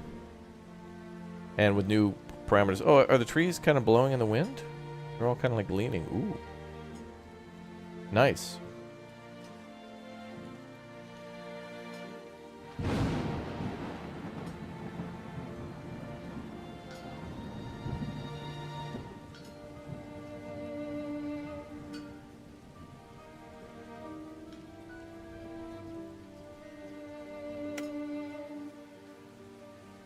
Hey Raptor, is it free to try out this demo? It absolutely is. The link pinned at the top of the chat or in the description should bring you to the Steam store page. Otherwise, if you got Steam open right now, just type in new cycle and you should be able to download this demo right now. Yep.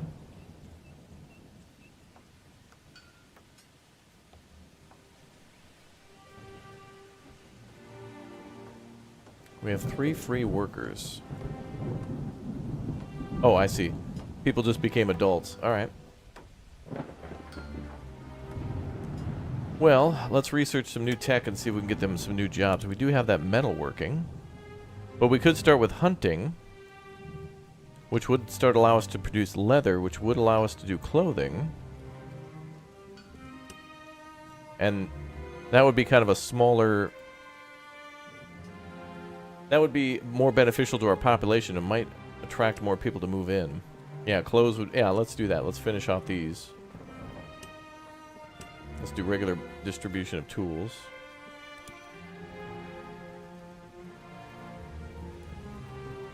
We can meet that demand.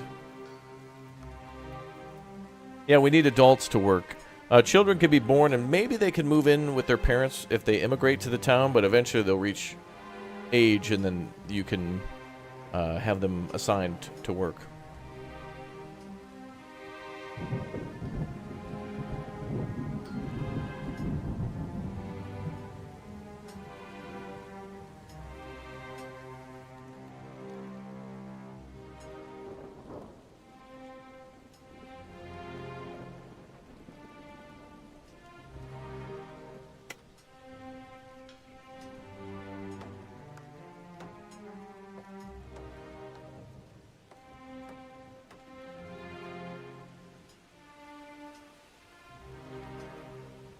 Great music.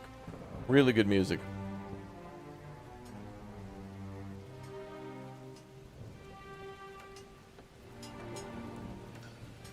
Ah, looks like the sources are not infinite. They might be finite. This bar is, or this wheel is kind of not as full as the other ones.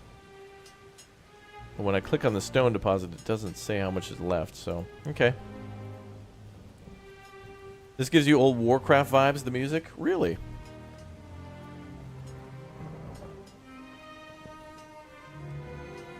That's cool. Oh, alright. Now we got a huge demand for tools. Don't think we can meet that. Oh, wait. That was the right menu. Oh, it does tell you the number. Okay, that's daily.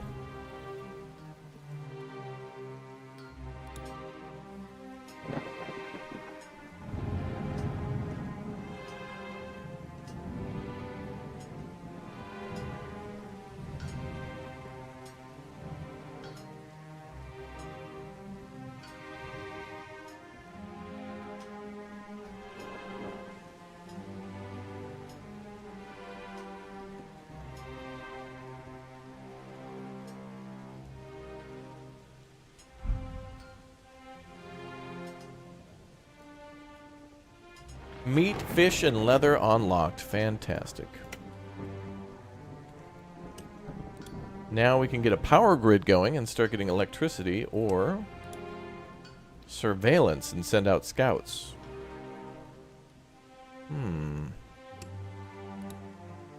Let's try metalworking. I mean, power grid next to metalworking. Though our methods are primitive, we have no chance of thriving unless we produce massive amounts of power, which to operate similarly massive machinery. Start research. Good. Good. I have you hooked on building survival games, you blame me. I'll take responsibility for that. They're good games, so if I introduced you to them, that's great.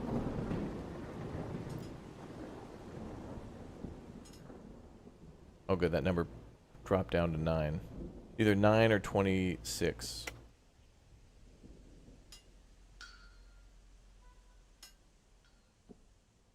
Oh, well, the rainy season is no longer rainy.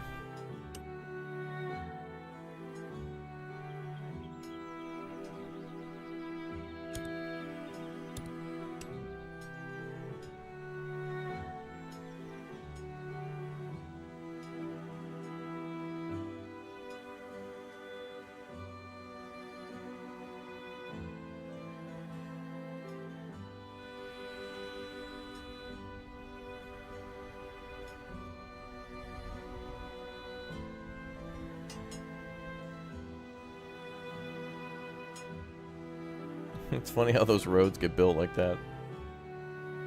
I guess the game rule is it must keep the elevation at the same altitude of where it started.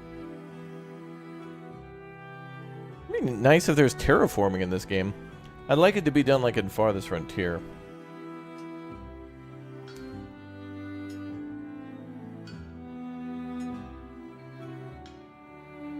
Good, we're producing so much stuff, that's awesome.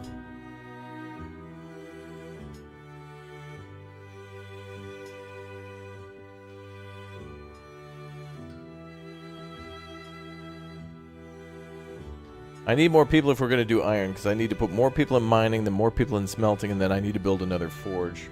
That's going to at least be like 15 people.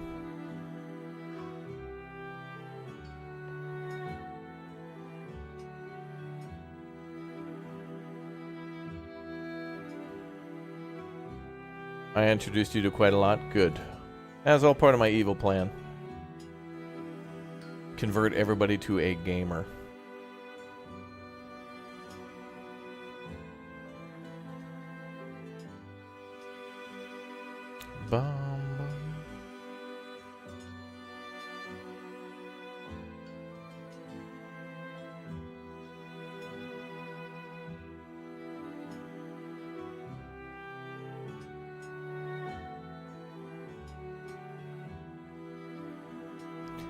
Hmm.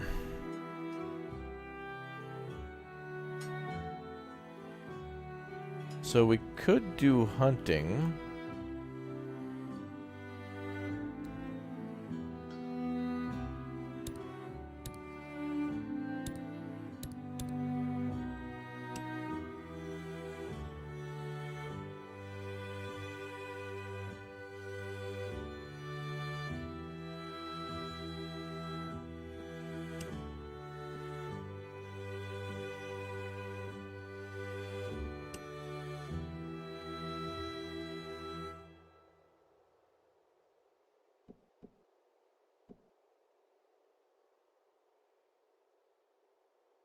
And we could convert one of these kitchens to creating those meals.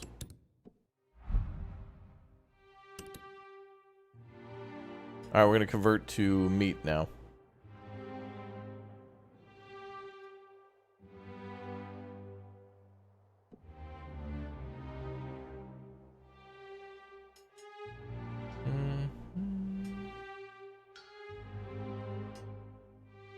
Well, that's good to hear, Mac.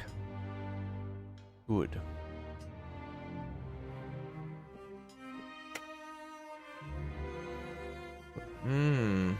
Oh yeah, the power's ready.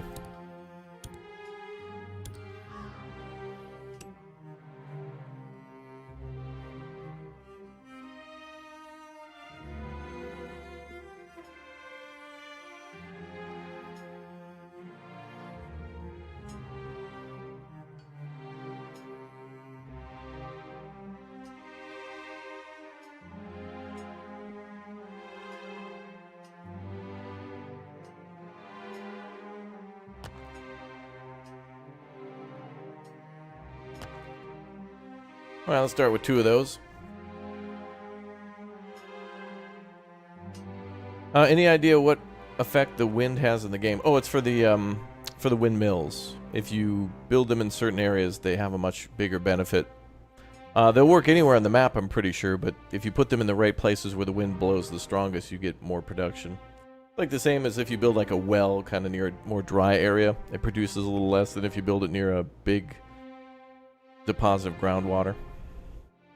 Yeah, it's really... If you want to see these things, if you click on anything at the bottom of the building menu, if you click on like the water layer, you can see where most of the water is in the map. Wind layer, you can see where the wind blows the strongest. So I could probably build some windmills down by the coast too, or like over here and cut those trees down. And the mining will eventually show us where iron ore... I think it's iron ore and copper and some other stuff. Coal. There's fertility too, but I'm not sure if this demo has farming. And then there's drilling for oil, but I don't know if that has it either.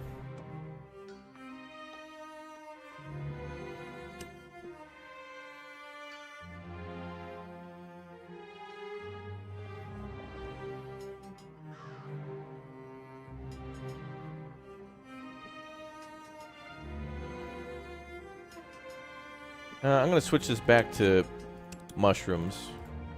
And then when we get some more meat saved up, then we'll switch to meat. Maybe we'll manually switch them to meat in the winter when we run out of mushrooms.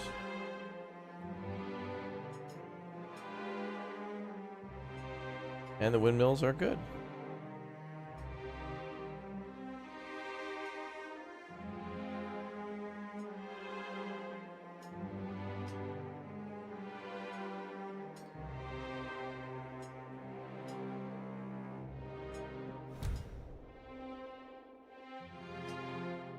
Strangers. Oh, looks like immigrants want to move in. Absolutely. Good.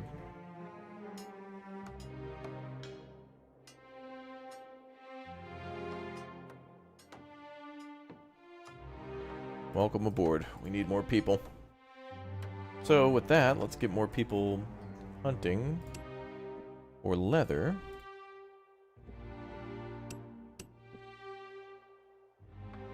And then try to get clothing going.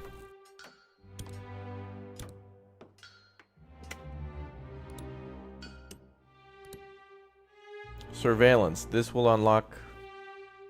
Oh, we can go on expeditions, right. Earth is not dead yet. The area around us may hold gifts from the old world. New gains, mysterious societies, and potential risks await us.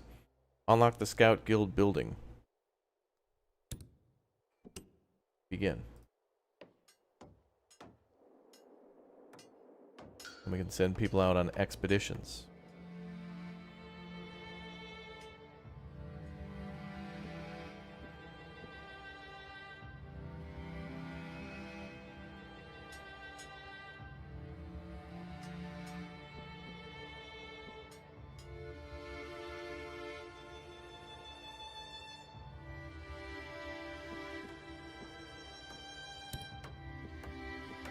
I didn't see a way, though, to make clothing yet.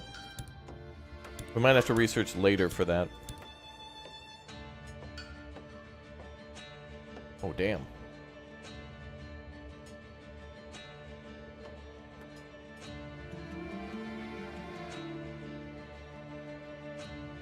I wonder if we can actually go fishing. We might... Oh, yeah, I think we can. That's new. I don't think we could do that in the last... map.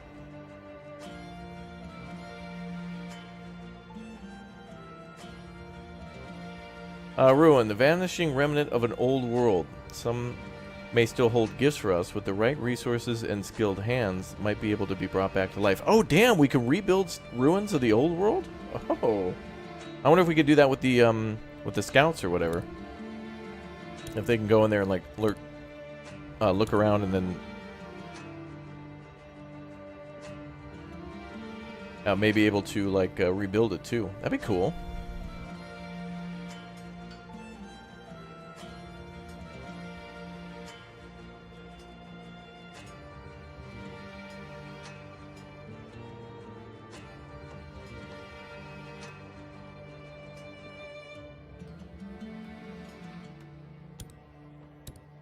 I really want to build more tools, but that's going to take so many workers. Hey, what's up, Jimbo?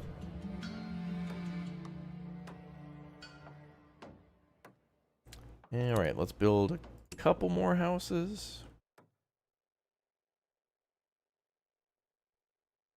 Plop those down.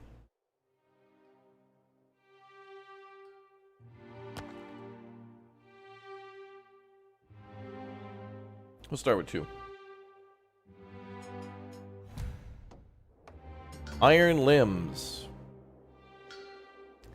Chef, since we can now process metals, you can give us the means to produce durable and effective tools on our own creation so that we can see to our daily tasks. Work can be done without tools too, but will tire us physically and mentally. And the more often we have to work without tools, the more likely we are to cause workplace accidents. Let's do it. Make 50 basic tools. Well, we're well ahead of that, so that's good. And we've now unlocked the Scouts Guild. Let's build that.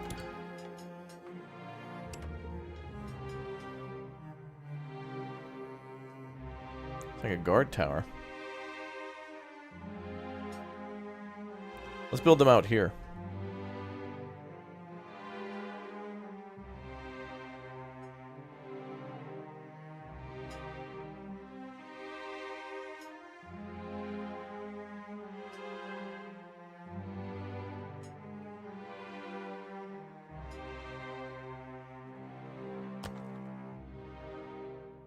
And it makes that land look a little less weird.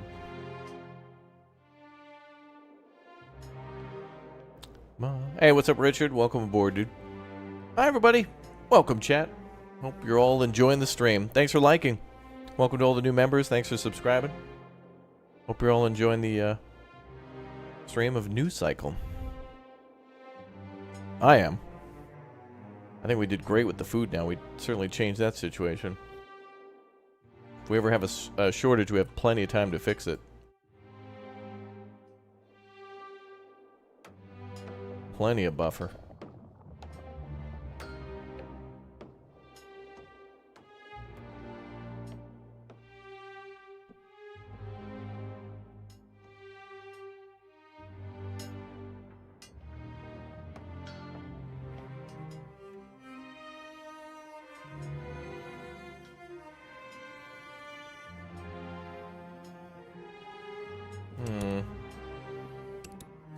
convert one to meat now. Meat. Alright, so now we're serving venison steaks and mushroom stew. Hearty.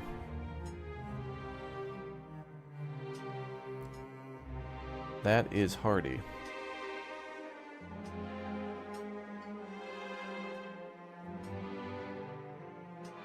And the houses are done. Chadburg is looking nice. Only Chads in this town. Long live the innocent!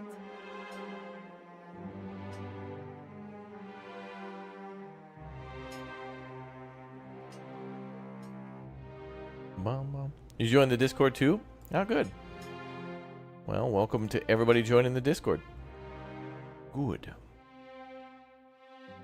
Good to hear. And the Scouts Guild is done. We can assemble a scout team now.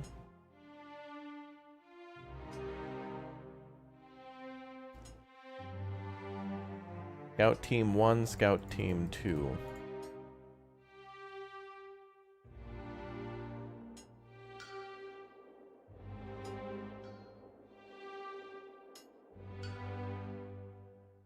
Do you hear a Chatavarius? Yeah, I believe that is the very sought after Chatavarius stringed instrument. Hey, look. Is that a new group of immigrants coming in? Oh, hell yeah.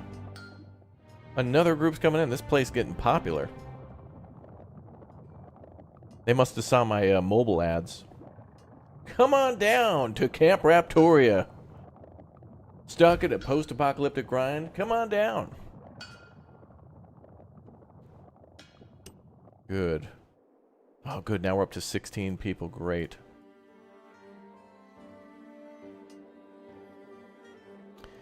Well, we need to do more research to get them some decent jobs then. Vocational training. In order to perform high-level tasks with full efficiency, we must house experts in their respective fields. Technologies needed to train craftsmen and specialists. Technical boot camp. Paper can be unlocked from there. That means we're going to need a sawmill to make paper. To make that building run. So we got to build another sawmill then. So let's do that. Oh, they saw my YouTube shorts? Oh. That's good.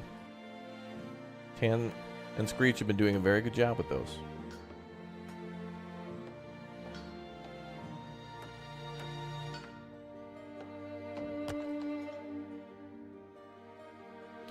And everybody else too.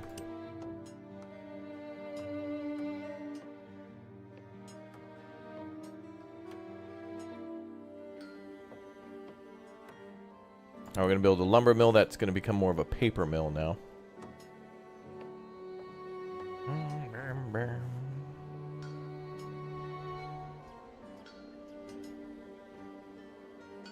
Bum, bum.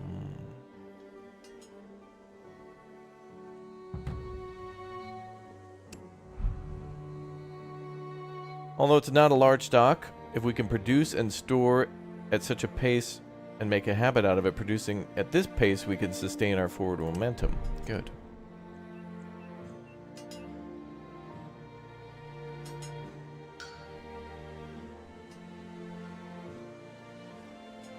Screech with another bomb for the chatty chatters.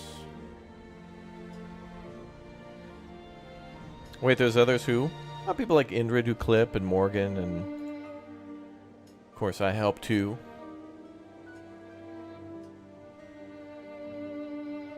The whole community helps.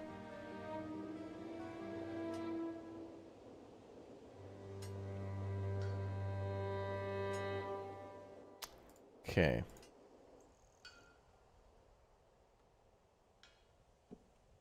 Ooh, if we get 75 people, then we get on to the next era, and we probably unlock a lot of stuff. Right now, our population's looking pretty nice. We have 69 people in the camp. Nice. Nice. Nice.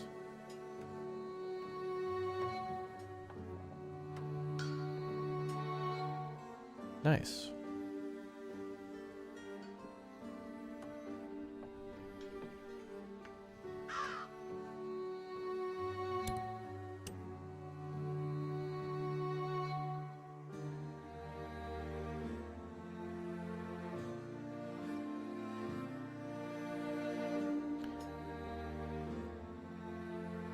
Oh, we're full of stone. Good.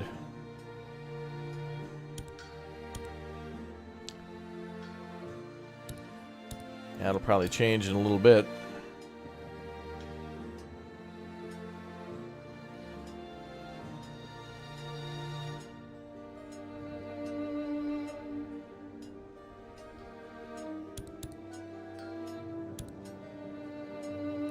Alright, I want to do another forge, but I don't know if we, I could build more of them.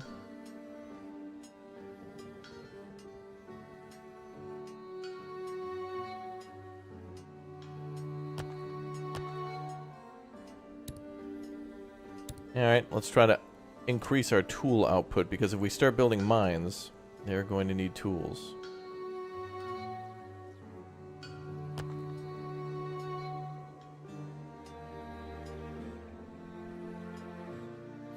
That means we can get more people on mining iron.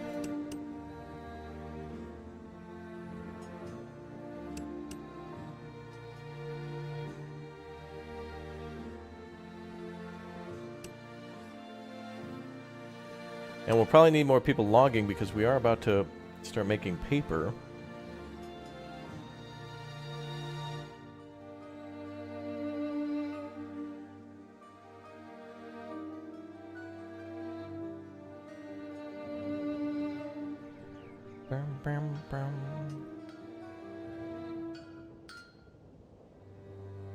This game looked good, but I just read News Cycle. A News Cycle game. I was hoping it was Paperboy 2. Kind of disappointed. I guess that game is about cycling as well. Although I think the inclination? Oh wow. People actually carry carts? I think the inclination here is that the society's basically changed because the sun exploded, so now Earth has like a new seasonal cycle. Something like that.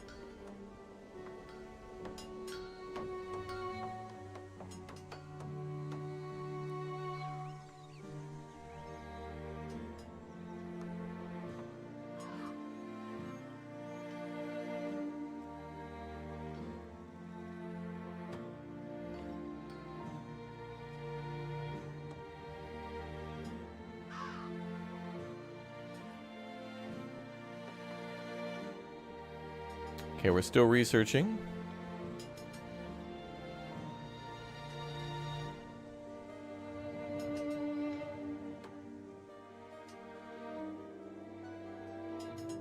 Your name is colored. Yeah, all the gift bombs coming in. Everybody who's in the chat, make sure after you hit that join button.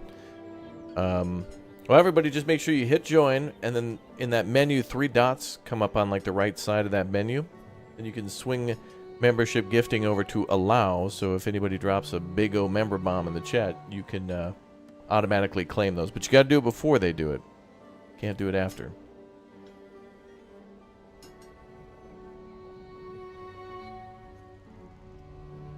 Nothing beats drinking beer after a busy day. Oh yeah, brother! Except we're not making beer, but yeah. Well, this game has words of wisdom. Alright, let's get people making paper. Oh, not yet. It's all research on paper is almost done.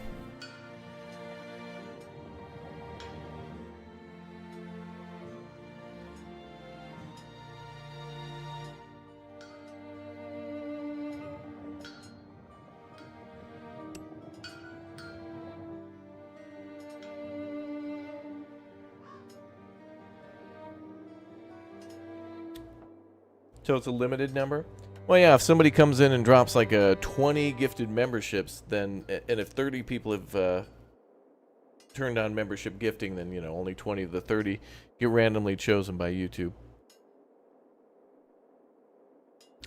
Well, we have to do like PSA for the next 5 years to explain how it works because YouTube doesn't. Alright, cool. Now we can build a technical boot camp and do paper. So, paper.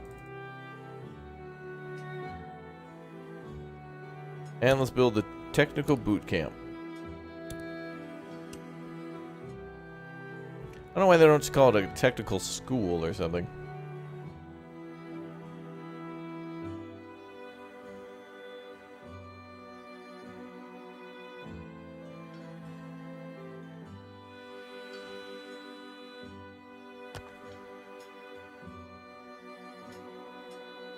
Wow, we just made 500 pelts. Well, we're not...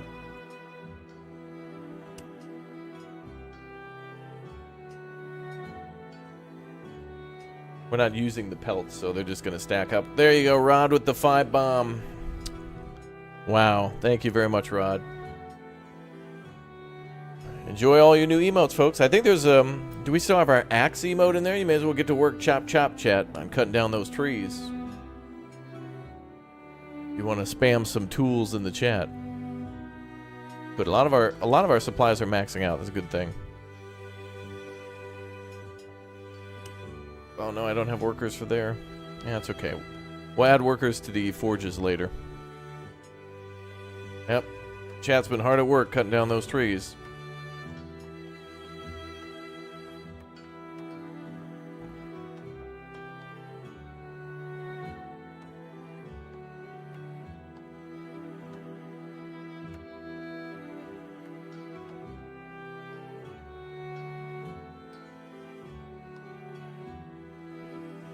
New member, welcome.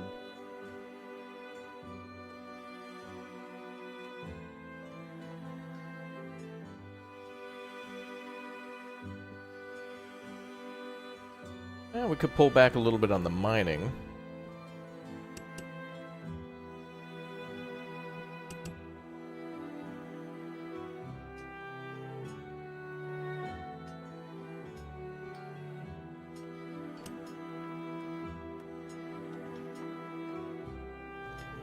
Okay, then let's try to increase the tool output. And we could start giving out like double rations and stuff. Double rations? Great.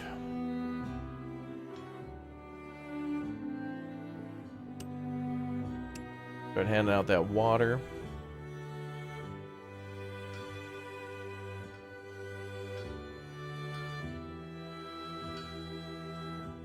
Hopefully that'll help a little bit.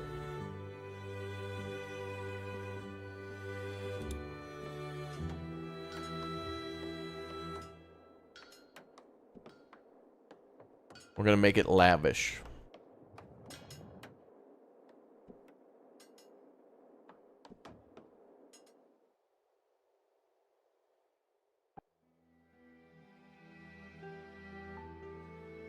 This building also consumes 60 power.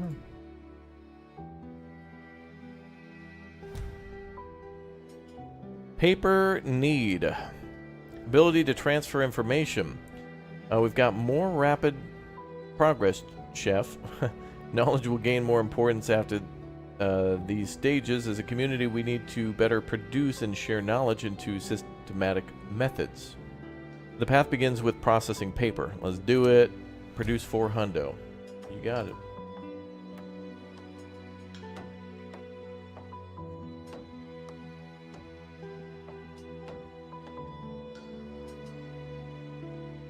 Thanks, Mac. Appreciate it, man. Any sign of bears yet? Yeah, in the chat. They're hiding in the bushes. I can see them.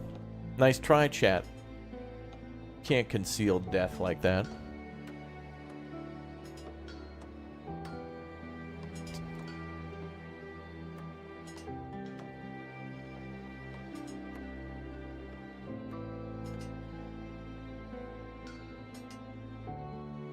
Well, hopefully me increasing the rations and stuff like that attracts more people now.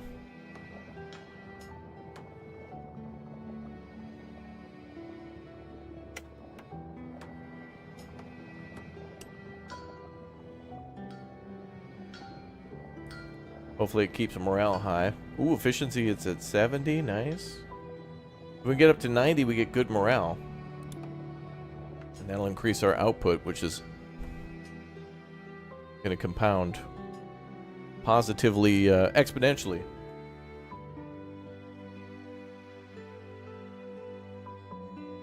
So many streams, so little time. I know. I know.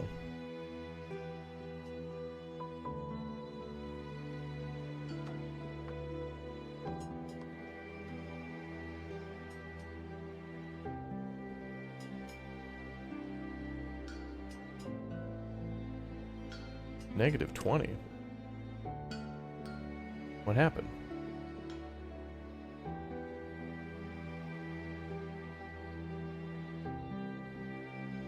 Oh, maybe it wasn't.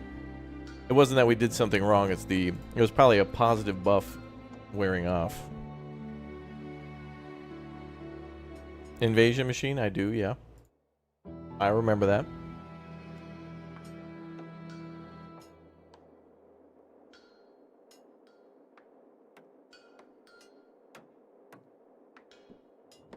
Okay, let's increase tool output as well. I'm gonna go extra.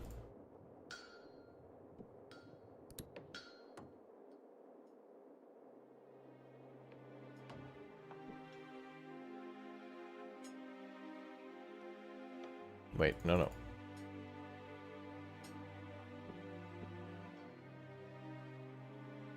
Yeah, I think I can get people off cutting wood now. No, that's mushrooms.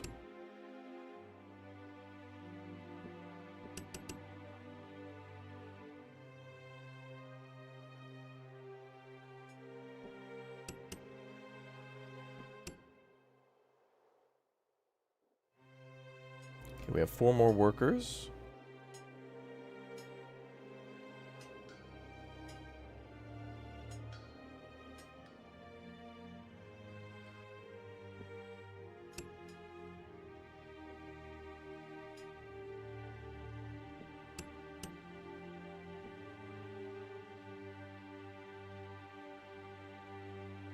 Trying to balance out. I want a little bit of stone coming in. Are we...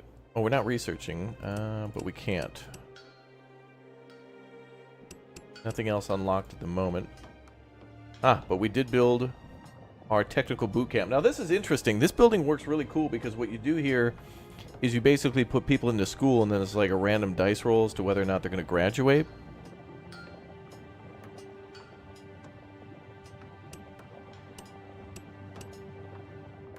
But you got to pay for, yeah, 800 paper and 20 basic tools. Do we have paper? Yeah, I'm going to wait until we get 800 paper. So I'm going to go ahead and... Can I get them out of there? Build a second sawmill.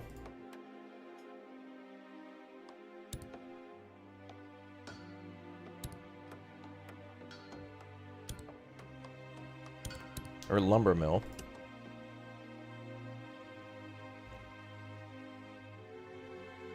We need posthumous paper production pronto.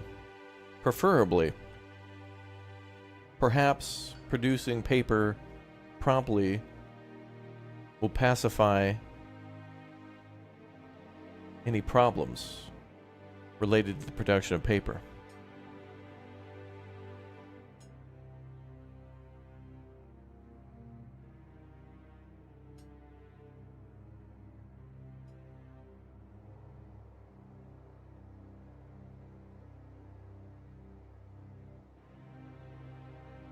And that will solve the predicament.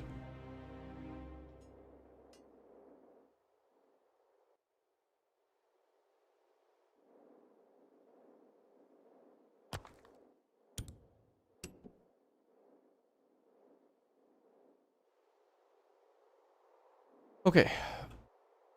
More wood is needed.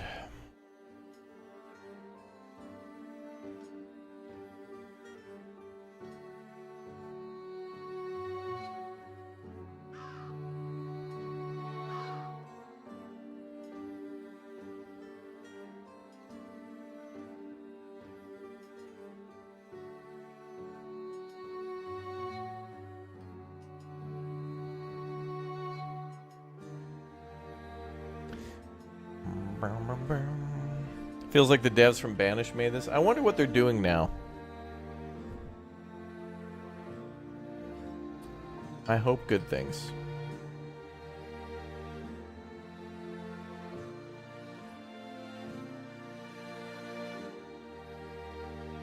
I hope more people move into our camp soon.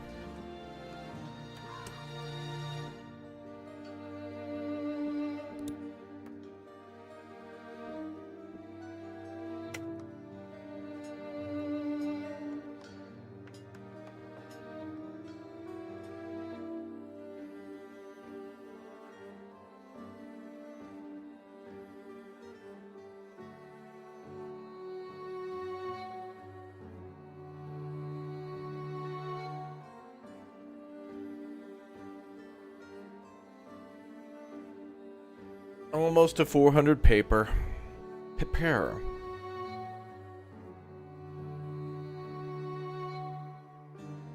Punctual paper production pleases people. Oh, is that going to be like a news headline? I miss those news headlines from SimCity, where like every month or every year or whatever it would like pop up with stuff. I guess Anno 1800 kind of keeps that alive, but... And I know Chirpy is back when it comes to City Skylines.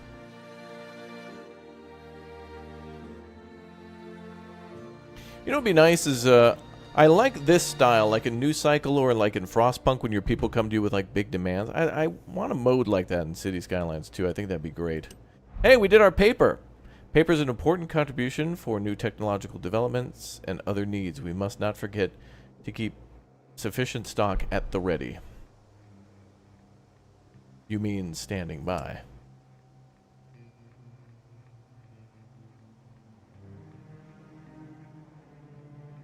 Okay, so we need to produce 800 paper, and then I'm going to get people to try to train to be Sears toolboxes. I mean, Sears craftsmen. I mean, craftsmen. Tool time.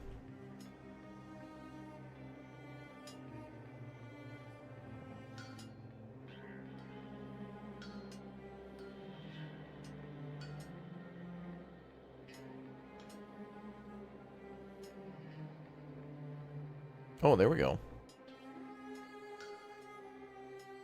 Oh, you can't click on the person hauling the cart? Oh, well.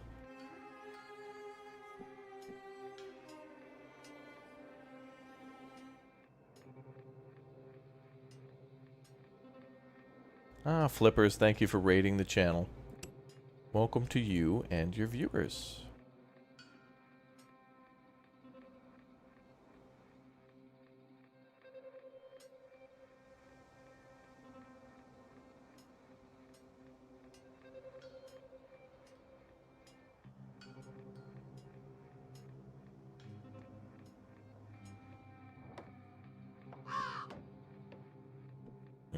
Consumption is way up for food.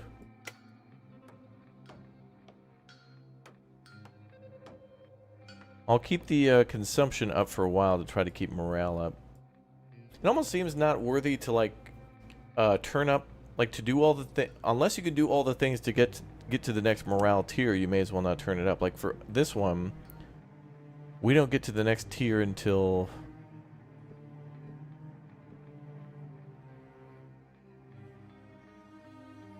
we got to get to like 75 or over 75. We got to get to, yeah, we need 5 more. Well, maybe we can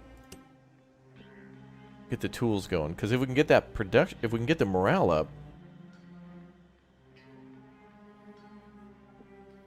if we can get morale way up, that'll just bop all the production up.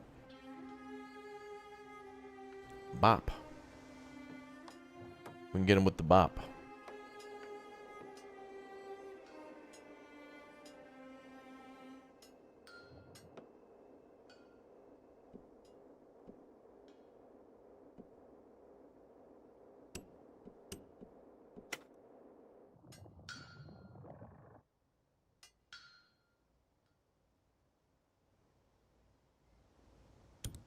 Can we even do mining yet? No, that's gonna be a thing for another.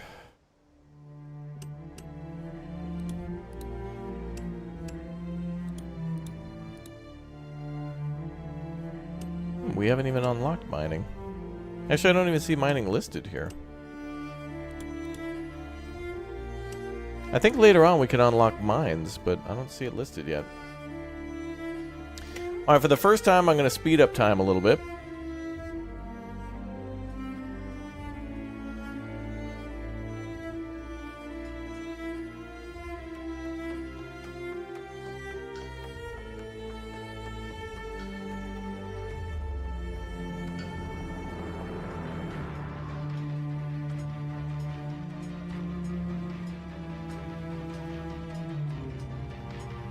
Uh-oh.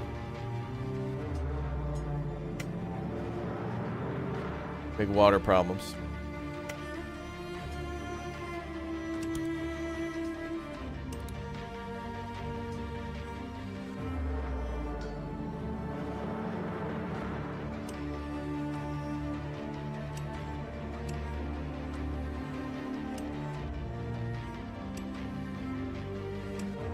Alright, we're gonna pull back on numbers because we're not close enough yet with morale.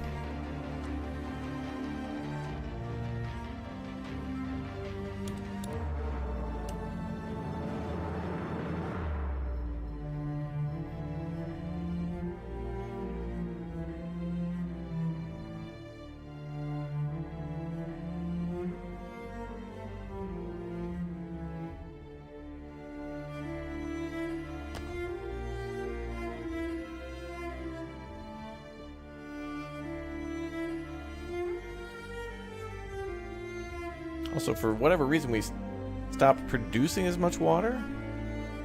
That must be related to winter, maybe.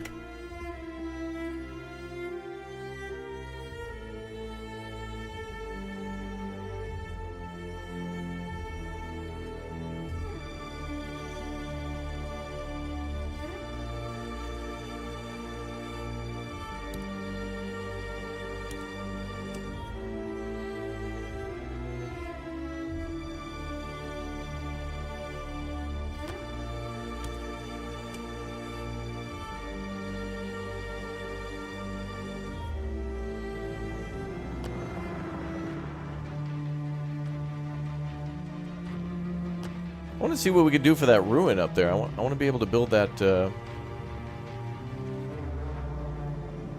rebuild that lighthouse. Okay, now I've just built a bunch of wells.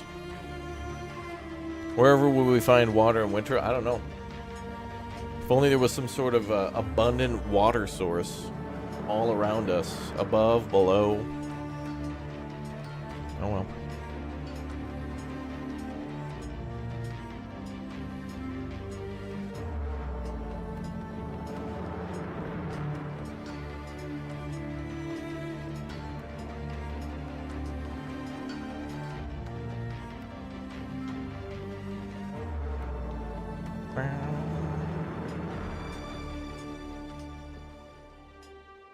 Alright, we're good now.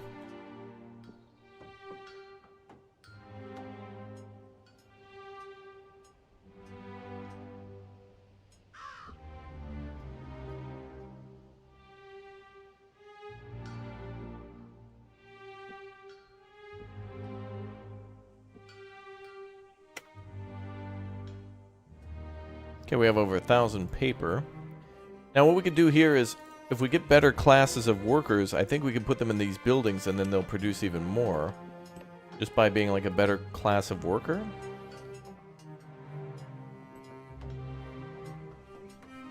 Alright, we're going to try to train craftsmen now.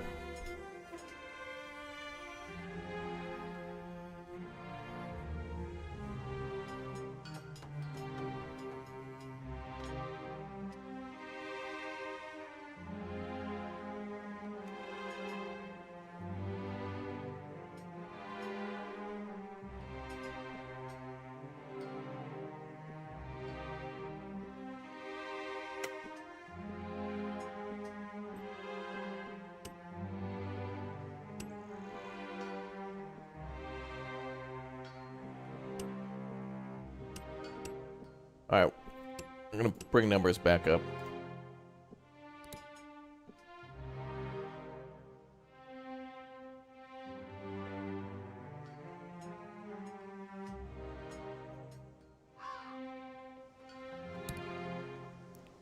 Build another soup kitchen and go full-time mushroom. Strange lights. Chef, the sun has been looking different since yesterday. It can be said that it almost lost its round appearance, just like in the stories told by the elders. Nothing to do with you, but might want to take a look. You want me to look directly at the sun? Are you kidding me? Ah! What the heck? Ah! EMP? Did the sun just launch a tactical nuke? What the hell? Declared war on Earth.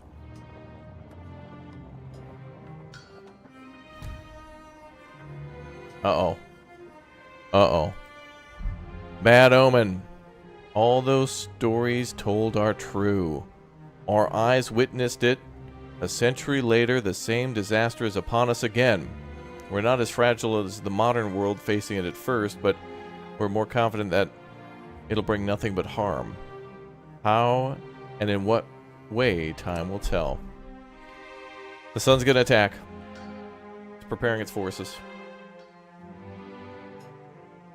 Hey, cool. 3 of the 4 people have graduated.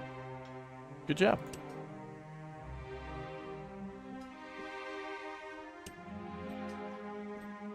Let's try to train more. And put everybody else back to work in paper. Alright, what jobs can take a craftsman?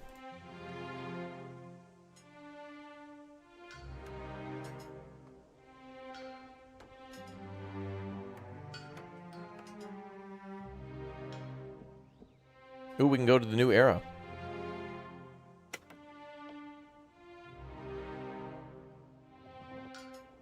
Wait, maybe the expeditions?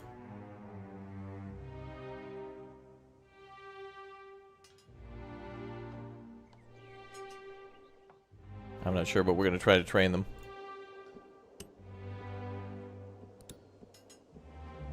Also, did some people die? We went from 75 to 72. Health is good, though. Healthy wait, that's a 75. Healthy 75, barely healthy 0, sick 0. But we have 72.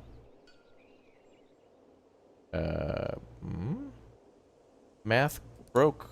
Not bad, good. Okay, well, that's interesting. Now we got to deal with solar flares. That's going to be fun.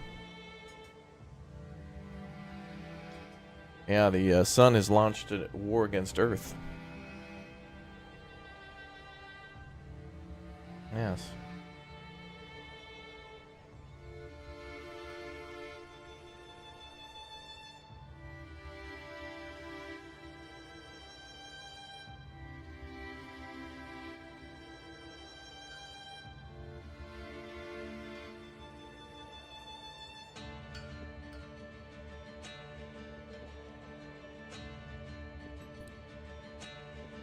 Okay, we need some workers.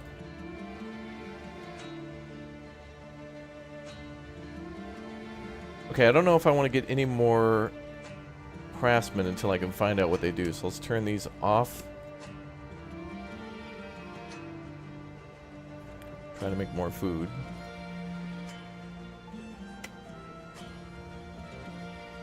Tools we're good on. Food. Water we're good on. Okay.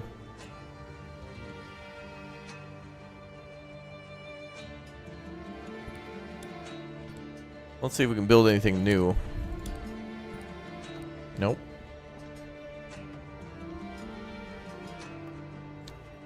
Oh, there's a tab for craftsmen in the population management? There is, yeah.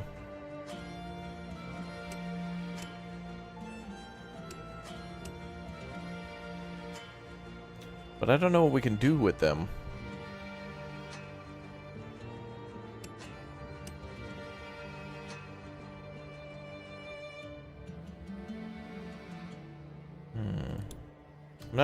I can't build any new... Oh, wait, maybe we unlock new tech. Well, I haven't unlocked anything new. In the previous demo, we were able to build mines and stuff, but I can't see anything new I could do here. I don't know if I can go on an expedition. I can't create a scout team. Or turn on or off the building. Yeah, this demo as we played on, so we've almost been streaming for 3 hours. I think if we played on a higher speed, it'd be about 2, but... Oh, good, now we've achieved a new era. Oh, there we go. The tavern, the smelter, the kiln, the pit, the tailor, basic mine residence, and storehouse have all been unlocked. We were at 75 out of 75 before, but then it didn't trigger the... Well, I don't know. According to the health screen, we were at 75 people, but the population only registered for 72. But anyway... Now we can build new stuff. There we go. That's what was stun locking us before. Alright, so what can we build? We need building... Okay, we need a lot of knowledge to be generated. And how do we do that? Oh...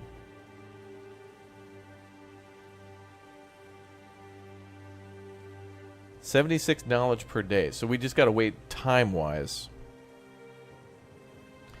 Is this similar to Against the Storm? It is a survival builder, but it's a little different than that. They're kind of in the same genre, but this plays more similarly to Banished, Anno, and End Zone and Frostpunk, primarily. A little bit.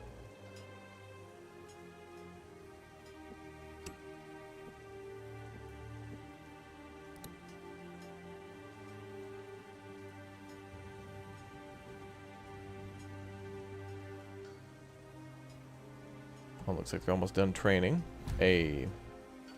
Only one guy upgraded. Okay. Alright, that's good enough for now.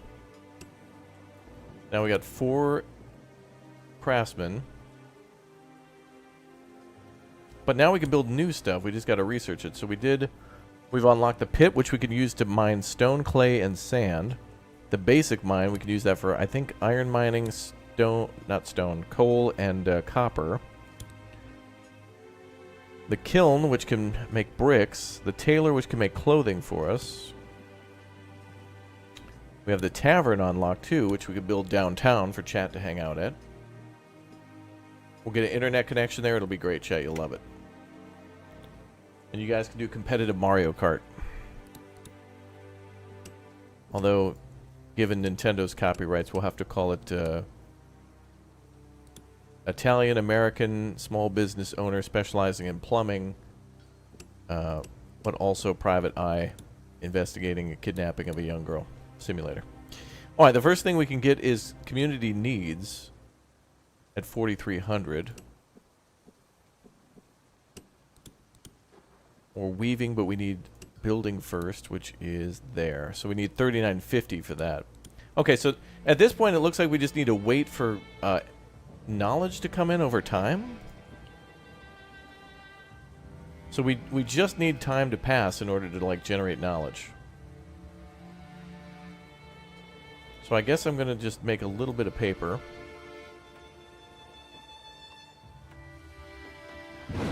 We'll just keep paper coming in. We're making a crazy amount of tools. Is everything maxed out? Yep, so we're able to just max out all production for the workers, but we can't get clothing yet. I think we'll just max these guys out too, why not? Everybody gets maxed. Alright, so the next order of business would be to build like a mine. And then that will help us to build even more tools. And then I think beyond that, once we start the mining, then we would want to automate the transportation, so we would have to do conveyor belts and stuff. But that's not in this version yet.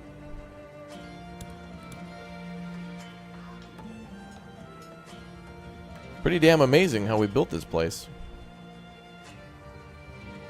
Yeah, camp level is now 2. So to get to 3, we need 200 people. Oh, and we also need knowledge, too. Okay. So yeah, a certain amount of time and a certain amount of people will have to pass. Hey, but we can get a new advisor. Sweet. If we get it... Oh, this is great.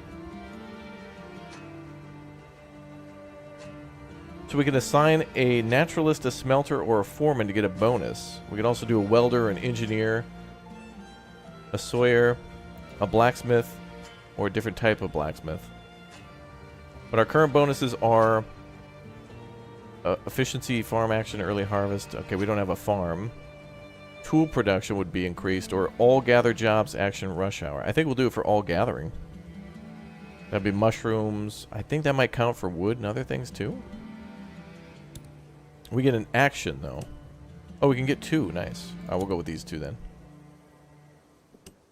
Alright, cool. We can assign advisors. That's neat. Didn't know we could do that in this version. You gotta be level 2, though. We are rocking and rolling.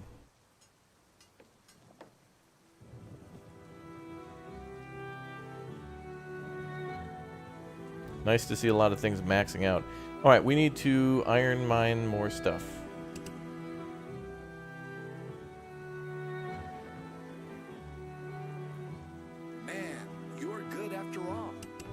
Thanks, Bray. Okay, so we'll have to be done with the surface mining soon. Oh, a traveler. Chef. The stranger's name is David Haroldson. We made first contact, but he didn't give us much information. He said he had valuable information to share with you. Okay, let's talk. AI NPC. AI NPC, the experimental add-on, is in its early stages. We believe AI technology can be useful without radically changing the gaming experience. What? As you come across AI individuals in our game, the characters in the universe, travelers from the outside world, members of the communities, they may ask for your help. Oh, this is like a representative of like another settlement coming to ask for help? Or giving us like quests and things. Okay.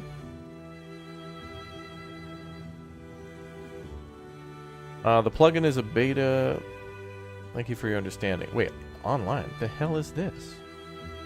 Wait, are they outsourcing to Chat GPT to just create like random... Wait a minute, this says online, but it's like, do you gotta be online in order for random quests to come in, but with randomized conversations? What the hell? About the person, David Haroldson. Hi, David. I don't know what you want, though. I can't really... Oh my god, you can write to him. Oh my god, what? You can actually have... Wait, I can have NPC conversations in this game? No way. What? So... Bruh.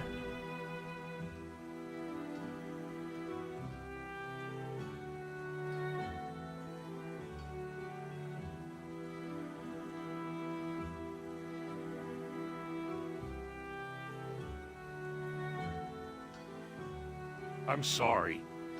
I don't quite understand what you were saying. Are you asking me if I subscribed to something and turned on notifications? And as for tacos, well, they are a rare luxury in the wasteland. It's been years since I've had one, but I remember them being quite delicious. No way! No effing way. Game of the year. Game of the year. Oh my god. No way. Bro! No way! You can just chat with randos about tacos? Bro, have you ever had ramen? Like, in Japan, though? It's super good, bruh. You agree? I'm sorry, but I must clarify that I am not familiar with the taste of Japanese ramen. However, my passion lies in discovering forgotten technologies and ancient ruins across the wasteland. It's a rewarding occupation that keeps me busy and engaged with the world around me. Have you ever explored any ruins or stumbled upon any interesting technologies in your travels?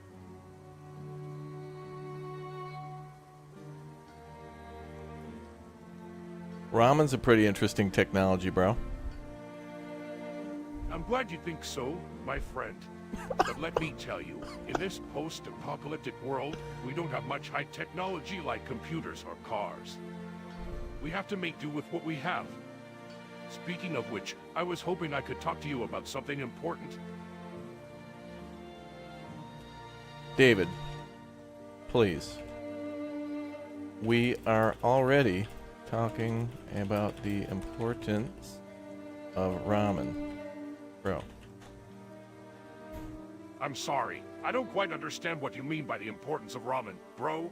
As a wandering merchant in this post-apocalyptic world, I'm more interested in the discovery of ancient ruins and the nature of forgotten technology. David, please get out of here with your agenda about ancient ruins. Let me tell you about the wonders of basic tools. Basic tools, bro. Have you heard They it? may not be flashy or high-tech, but they are essential for the survival of your people. And that's exactly why I'm here, Chief. Have you ever had ramen with chopsticks? That's pretty basic. Yes, chopsticks. A simple and yet effective tool for enjoying a delicious food. Yeah! But let's not forget the importance of other tools, such as hammers, saws, and pliers. These are the tools that allow us to build and create in this post-apocalyptic world. And unfortunately, I lost my entire shipment of 68 basic tools on my way back from Foxglove. That's why I'm here, Chief. He is really pushing this I need your help to get agenda. those tools back so that I can continue to provide for myself and others in this wasteland.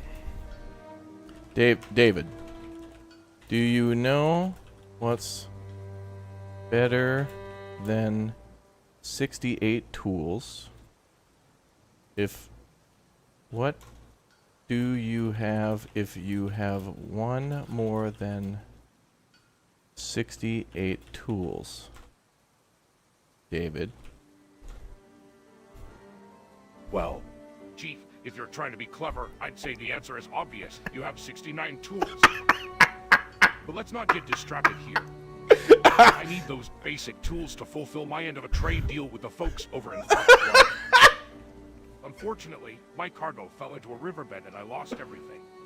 So, can we work something out or not? David, are you telling me that you got your tool wet, bruh? Nice. Nice. Haha! I see what you did there. But in all seriousness, losing my tools was a huge setback for me. I'm just trying to make things right and fulfill my end of the deal with Foxglove. Do you have any leads or ideas on where I could possibly find replacement tools? Have you gone online to Home Depot?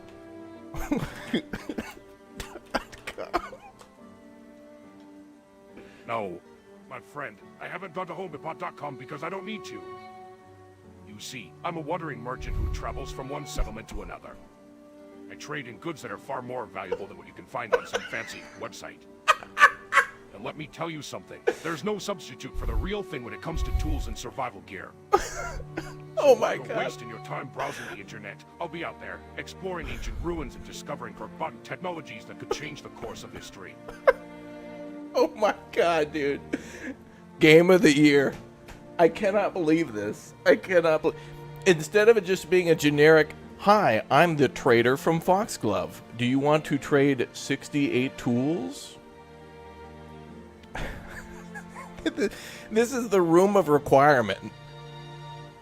I cannot believe this. This is Could you imagine how interesting it would be to actually chat with AI in like Civ 6 or something, or Civ 7, rather than just the generic, Cleopatra or Catherine the Great or whoever, having just the generic, I mean, imagine literally typing out your negotiations with world leaders in like Total War, and then just get distracted and mention HomeDepot.com. I cannot believe this. I have another stream to go to, but honestly, we may have to delay it. He demands 68 basic tools and 5 days. David, I can't give you time. Oh, connection error. Please resend last message. What? David, tell you what. If you become a member today for only 99 cents, I can get you those tools and a good bowl of ramen, and we can have a beer, bruh. My friend, I appreciate the offer, but I don't need a membership or some cheap bowl of ramen to get what I want. I'm a skilled merchant who knows the value of his goods. And as for that beer you mentioned, well, let's just say I've had better offers. Oh, David! But hey, don't take it personally. Whoa! It's just business. Now, if you're ready to talk about those basic tools I lost on my way back from Foxglove, then we David. can continue this conversation.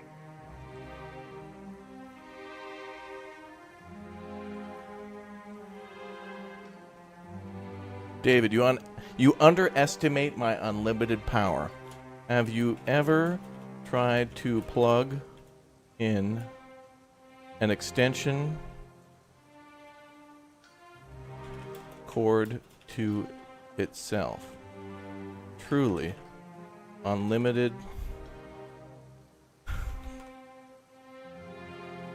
Truly unlimited power. Speaking of unlimited, have you ever had the unlimited soup and bread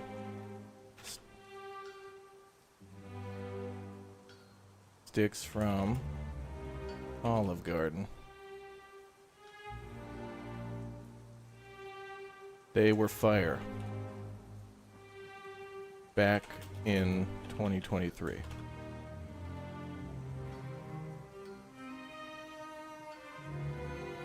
Did he just rage quit the chat?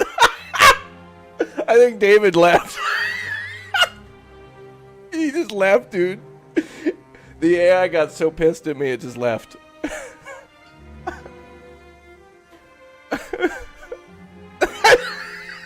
think he let David. Bro? Sorry about that.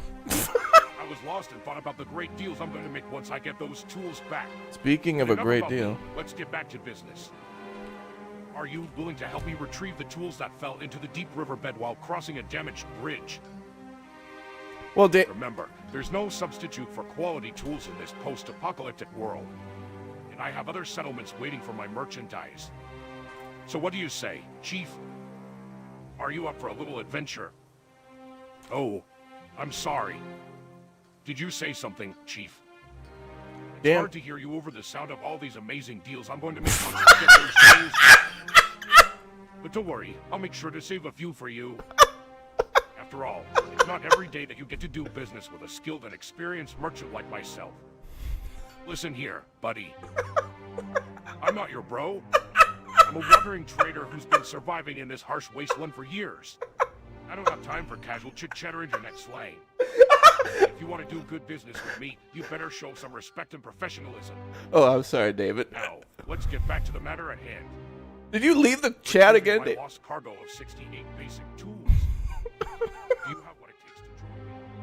Wait, David, you're trailing off. Did you leave my tent? Come back in here, David. I can't hear you. Hey, damaged bridge, though. Why didn't you use the tools to repair the bridge if they were so good tools? As a skilled craftsman, David. Repair the bridge with those tools. My friend, you greatly underestimate the severity of the damage. That was no simple fix, let me assure you. And besides, I needed those tools to deliver them to Foxglove in the first place. You see, I'm a skilled merchant who understands the value of his goods. And while some may be content with using their tools for petty repairs and menial tasks, I prefer to trade them for more valuable commodities that can truly make a difference in this post-apocalyptic world. David, But enough about that. have you downloaded new cycle, new demo on Steam? It's been updated for the Steam Next Fest. It's really nice. Smiley face. Haha! My friend, I don't need to download any demos or play any games. If he The talks about wasteland is Foxglove already one challenging time. enough as it is. I'm too busy exploring ancient ruins and discovering new technologies that could change the course of history. But I appreciate the offer. Maybe one day when I have some free time, I'll check it out and show those developers how a real adventurer does things. Until then, let's stick to the matter at hand. Retrieving those 68 basic tools from the deep riverbed.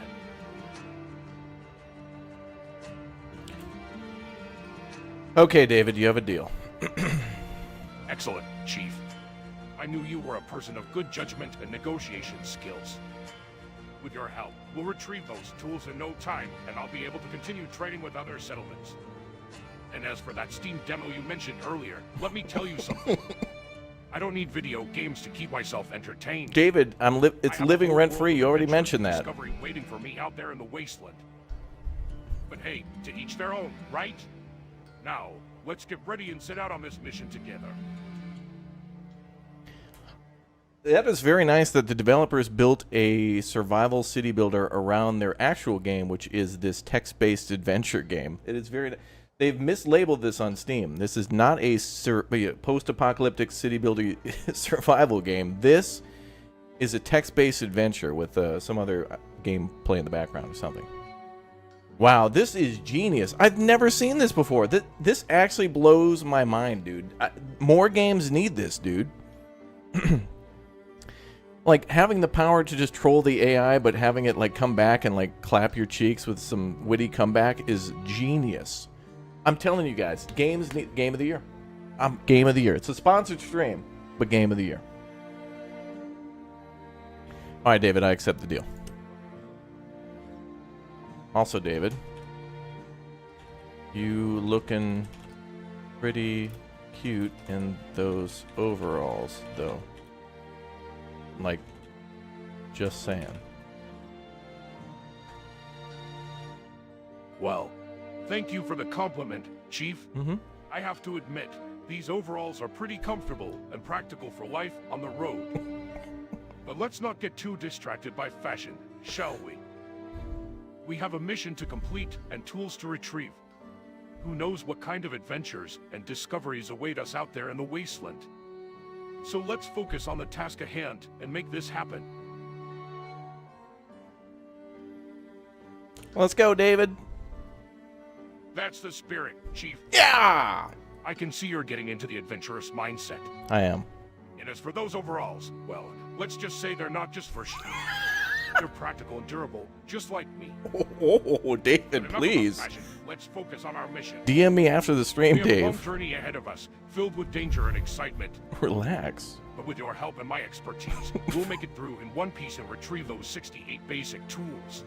Are you ready to embark on this epic adventure with me? Are we talking about the tool? All right, hold on. I gotta go. I gotta go, David. Oh, oh God! Oh God! The whole city's burning down. Oh Jesus Christ! I've been so. Oh my God! Who the hell's mayor? Oh yeah, me.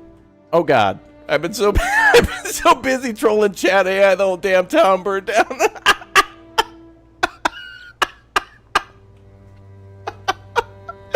Oh my God, dude. David was just a distraction while his team came in to burn the city down. It's distracting me. Damn it, David. Damn you, David! Someone get some water. Oh, full response. God damn. Game of the year.